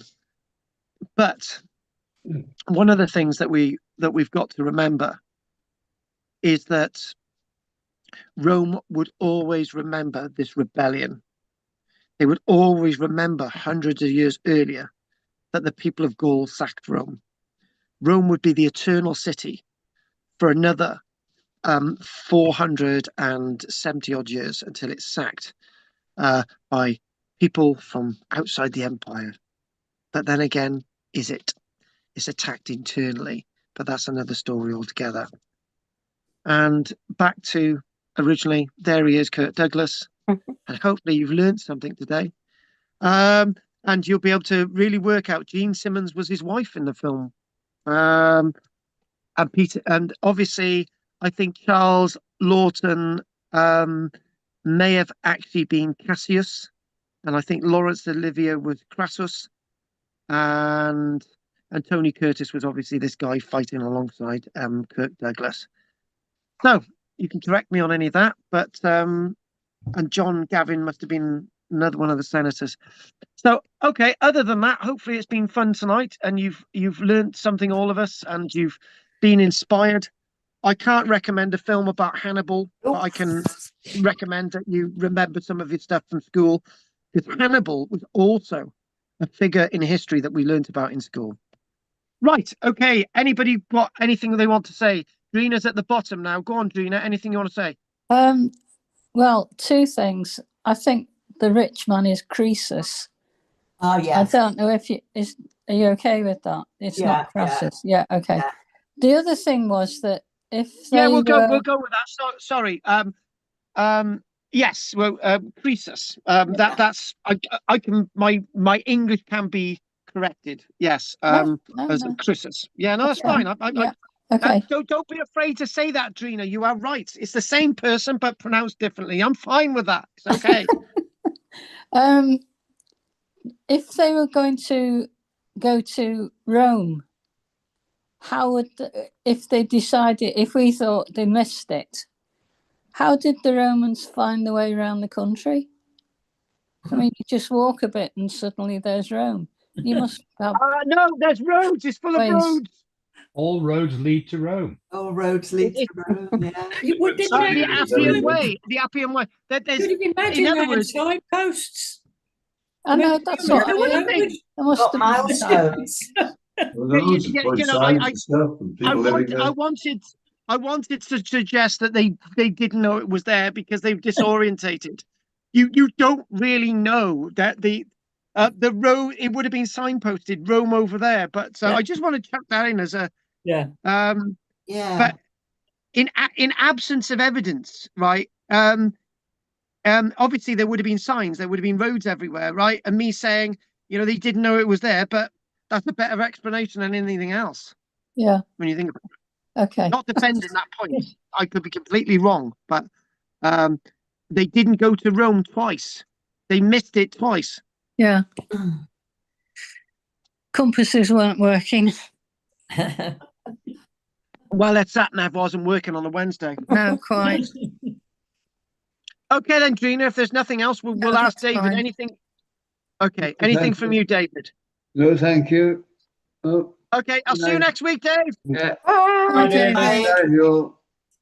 Cheers. Night, David. Night. See you next week. Next, Hannibal and his elephants. Right, Andy? No, nothing to add there. I think we kind of covered most of the questions I was interested in at half time or the break. So. If I don't remember, they excavated in a jar associated with Carthage, a jar of honey, right? And because honey can last, we've got examples of honey surviving in Egypt for 10,000 years. They found this massive jar of honey, and one archaeologist was tasting it, right? And they thought, excellent. And then as they x-rayed the honey, there was a baby in the honey, right? And yeah, so they preserved some of the babies that had died in honey, and yeah. Mind you, I got to tell you this: those that follow my stories about my sheep, right? The vet said the other day, he said, right. We've got a sheep that has lost its hoof. Although the sheep that's lost its hoof. Yeah, that one, right? And basically, we've been treating it. I took it down to the vet the other day, right? And the vet said, right, what you need to use is Maluka honey. You need to put the foot into a salt bath, right? Treat it. All the injections that I give it, and then you need to dry it out a little bit, and you need to cover it in Maluka honey. Yeah. And I'm looking at the vet and saying, I can't even afford Maluka honey to eat, and you expect me to Yeah. put it on the Yeah, sheet. that's right. And then Yeah. then I realised, even though a pot of Maluka honey costing 24 quid, which is what it cost, 500-gram jar, I thought that's got to be some of the cheapest medical cure. Yeah. Even though it's That's expensive to exactly- eat. Yeah. Yeah. There- As medicine, that's really cheap. There is a farm in Wales that has a type of honey that is almost as good as the Maluka. Where? I don't know where, but you need to look it up. It's Yeah, Maluka isn't the that's only your research for next week. Yeah, what's it called? Andy, that's your research we want to know for next week. one. Right, like I've got nothing better to do. Yeah, Andy, you've got so nothing better to do. You can't even read my texts and respond. I read your text and didn't have time to respond. I've been doing legal documents all day. Hey, that's what I meant. You see, I defended him then. You see what I mean? Turn that around. Anyway, don't worry about it, Andy. I will respond I'm sure, to it. It's an interesting idea. Yeah. Yeah. I'm sure Judith can do the homework instead, Andy. So Judith did some homework last week. Oh, I did. On It's got dark. Hang on. Right, Well- right, Judith. Look for the homework, and we'll come back to it. Margaret. You just Margaret. wonder how they all communicated with one another because they were from all over the place. Oh, yeah. How on earth did they communicate in Greek, Latin? What else? They Yeah. had WhatsApp. They had WhatsApp. But you just wonder, with all of these battles, all the thousands of men that were slaughtered, and it happens after every war. There's, in the First World War, there were millions of men slaughtered, and yet the population balances out eventually. So even now, there are still the same amount of men and women, despite all the slaughtering of the men. Mm. Oh, interesting. Yeah. Weird, that, isn't it? It is rather weird. It is. Right, Judith has got some homework for us. Oh, it's not as interesting as I was hoping. It's come full circle. It looks like it was currency, and it was just my flight of fancy that thought they looked like swords. Well, basically, what Judith said, what Judith was saying, maybe these currency bars that look like swords were have any have any been found in France, right? No. Well, if they have, I can't find anything on Wikipedia. Not that we can find any. Okay, No. not a problem. Not a problem. Okay. Anyway, thanks for taking the time to do that, Judith. Anyway, Checking, yeah. right. Okay. Anything you want to say, Rog? Only about the weekend, a different thing off pieces. You dig on the weekend. Did you do anything? Oh yeah. So basically, we are now. It looked like I did some more work on the Sunday as well. So it looked like now that the ditch is possibly up to 2 meters deep, and we've got several layers of charcoal. So we've got one layer of charcoal that is hazel and willow and that type of stuff, and we've got below that up about 30 centimeters, actually getting into the middle of the ditch that we did on Sunday. We're getting actually bits of oak and so on, and there's some other stuff mixed in with it that I'm not going to let on yet. Okay, fine. We'll leave that as a tip. Sorry. Thanks for that, Rog. Go on. Has Spartacus and Sparta got anything in common, or is it just a name? Well, obviously no. Sparta's sort of in that same area. It's Thracia, Macedon, Sparta. It's sort of in that area, but not actual name-wise. No. Well, fun fact: Sparta also used these currency bars. Oh gosh! Oh no! Come on, you can't. Right? Yeah. No. Right? Okay. No.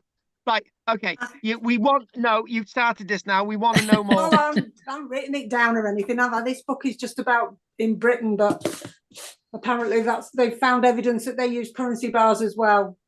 Now, When? On the 14th of August? Homework for next week. Okay, right, okay. Take notes of it. Okay, we got two people left. Emma. Oh yeah, nothing for me. Thanks. Okay. Good. And then finally, Anne. I was a bit puzzled when you said you weren't sure that Spartacus was sort of trying to free all the slaves. That they couldn't envisage a place where there were no slaves or something. Did I hear right? Yeah. Basically, the concept the concept of slavery is endemic in that type of society, but it's also endemic in the sense that the way archaeologists think. So if you think about ancient Egypt, obviously the pyramids over 4,600 years ago were actually built by slaves, but now we know they weren't built by slavery, right? Yeah. So in other words, we've made mistakes with the concept of slavery, right? One of my big bugbears was when Constantinople falls. When Constantinople falls in the year 1453. I had to get the date then, 1453. When Constantinople falls, as propaganda, it's said that everyone who's in the walls of Constantinople is then sold into slavery, right? Because it's very propagandist. Mehmed II, this great conqueror of Constantinople. But then if you start to look into it, lots of the royal family of the former Byzantine Empire actually signed up with the empire of Mehmed II and actually fought alongside him. So they weren't slaves. So slavery is a very difficult question to discuss. And it's a very difficult concept for archaeologists to get their mind around. And if this for the concept is that lots of slaves allowed states like Greece and Rome to be free of the chattels of stress. So obviously some people in society weren't doing the hard work, and you've got slaves to do it. But define what a slave is, because some of us would say in modern day society, us paying taxes, we're slaves. So medieval people as well who were held to the land, they were they slaves, or it's that concept. And the word slavery means different things to different people. And the other thing as well is the key mindset of this, and I think this is a good ending point, right? The world of Spartacus was very small, right? He didn't know. He probably didn't know that he probably didn't know that ancient Egypt existed. He wouldn't have known that Scandinavia existed. He wouldn't have known that Spain existed, right? In fact, the world of Spartacus was Italy, the boat trip from Thracia, or he came overland. That was his world, right? So thinking outside of that is a very difficult concept. If you think about this as well, many years ago in the South Wales valleys, people used to talk about, I don't go any further than 5 miles from my home, right? I don't know anything more than that. Because they didn't go any further than that. That was their world.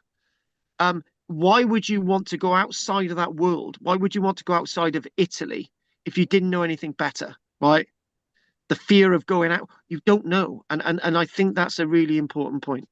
Did the slaves and the gladiators and the Romans all worship the same deities? They probably worshipped a whole variety of different deities. And the problem is the deities were very much, for example, if you've got a slave from Egypt or you've got a gladiator from Egypt, they can have different gods. So if you've got a slave from Greece, they can have different gods from Thracia, different gods from northern Italy. They're all going to be different gods. So it's not going to be anything that is succinct. It wasn't That's like good. they weren't like pagan beliefs like we had of the god of the water and the god of the trees. It wasn't as Oh basic yeah, they were. as They that. were. They were water Well, gods. They were nymphs. Yeah, Mm. they were all like, yeah. Yeah. So right. Oh, Okay. Sorry, just one last question quickly, from Judith. Go on. have you? Apparently, they used to make iron bars big and unwieldy so that it put people off hoarding it and stealing it. So it was more out in the economy more because people wanted to offload it because it was so unwieldy. Apparently. Oh, that makes Does that make sense. sense? Who needs a gold bar under their bed, Roger? You need to get rid of it. Gold and Yeah. silver coins were outlawed Oh, Wow. by some lawgiver, Lycurgus, Lycurgus, And when was that? When in 5,000 to 7,000 BC. Oh my God, sorry. Ah, right. I'm you're in the going to middle a of getting different some world. new glasses. I can't see. Hang on. So in other words, we Long don't have portable currency. We've got fixed currency. So the Yeah, fixed currency is the heavy, overworldy iron bars. Right, Yeah. makes sense. about 600 BC. Here we are. Ah. Fair enough. On the He was a 14th of famous October. Spartan lawgiver. Fair enough. On the 14th of October at 12:15, exactly. Yes. Okay. On that note, that's been really good tonight. Anyone else got anything else they want to say? No, No, thank you. no, Thanks. thank you. Right. So I'm going to say good night to Emma, Anne, Drina, Margaret, the only one who's not wearing glasses, Judith, Andy, Roger. I wear glasses usually. Okay then. Anyway, Okay. Okay. night, folks. Bye-bye. Good night, everybody. Thanks for Thank tonight. you. Take care. Night. Bye. Night. Nope. Who else is there? Me.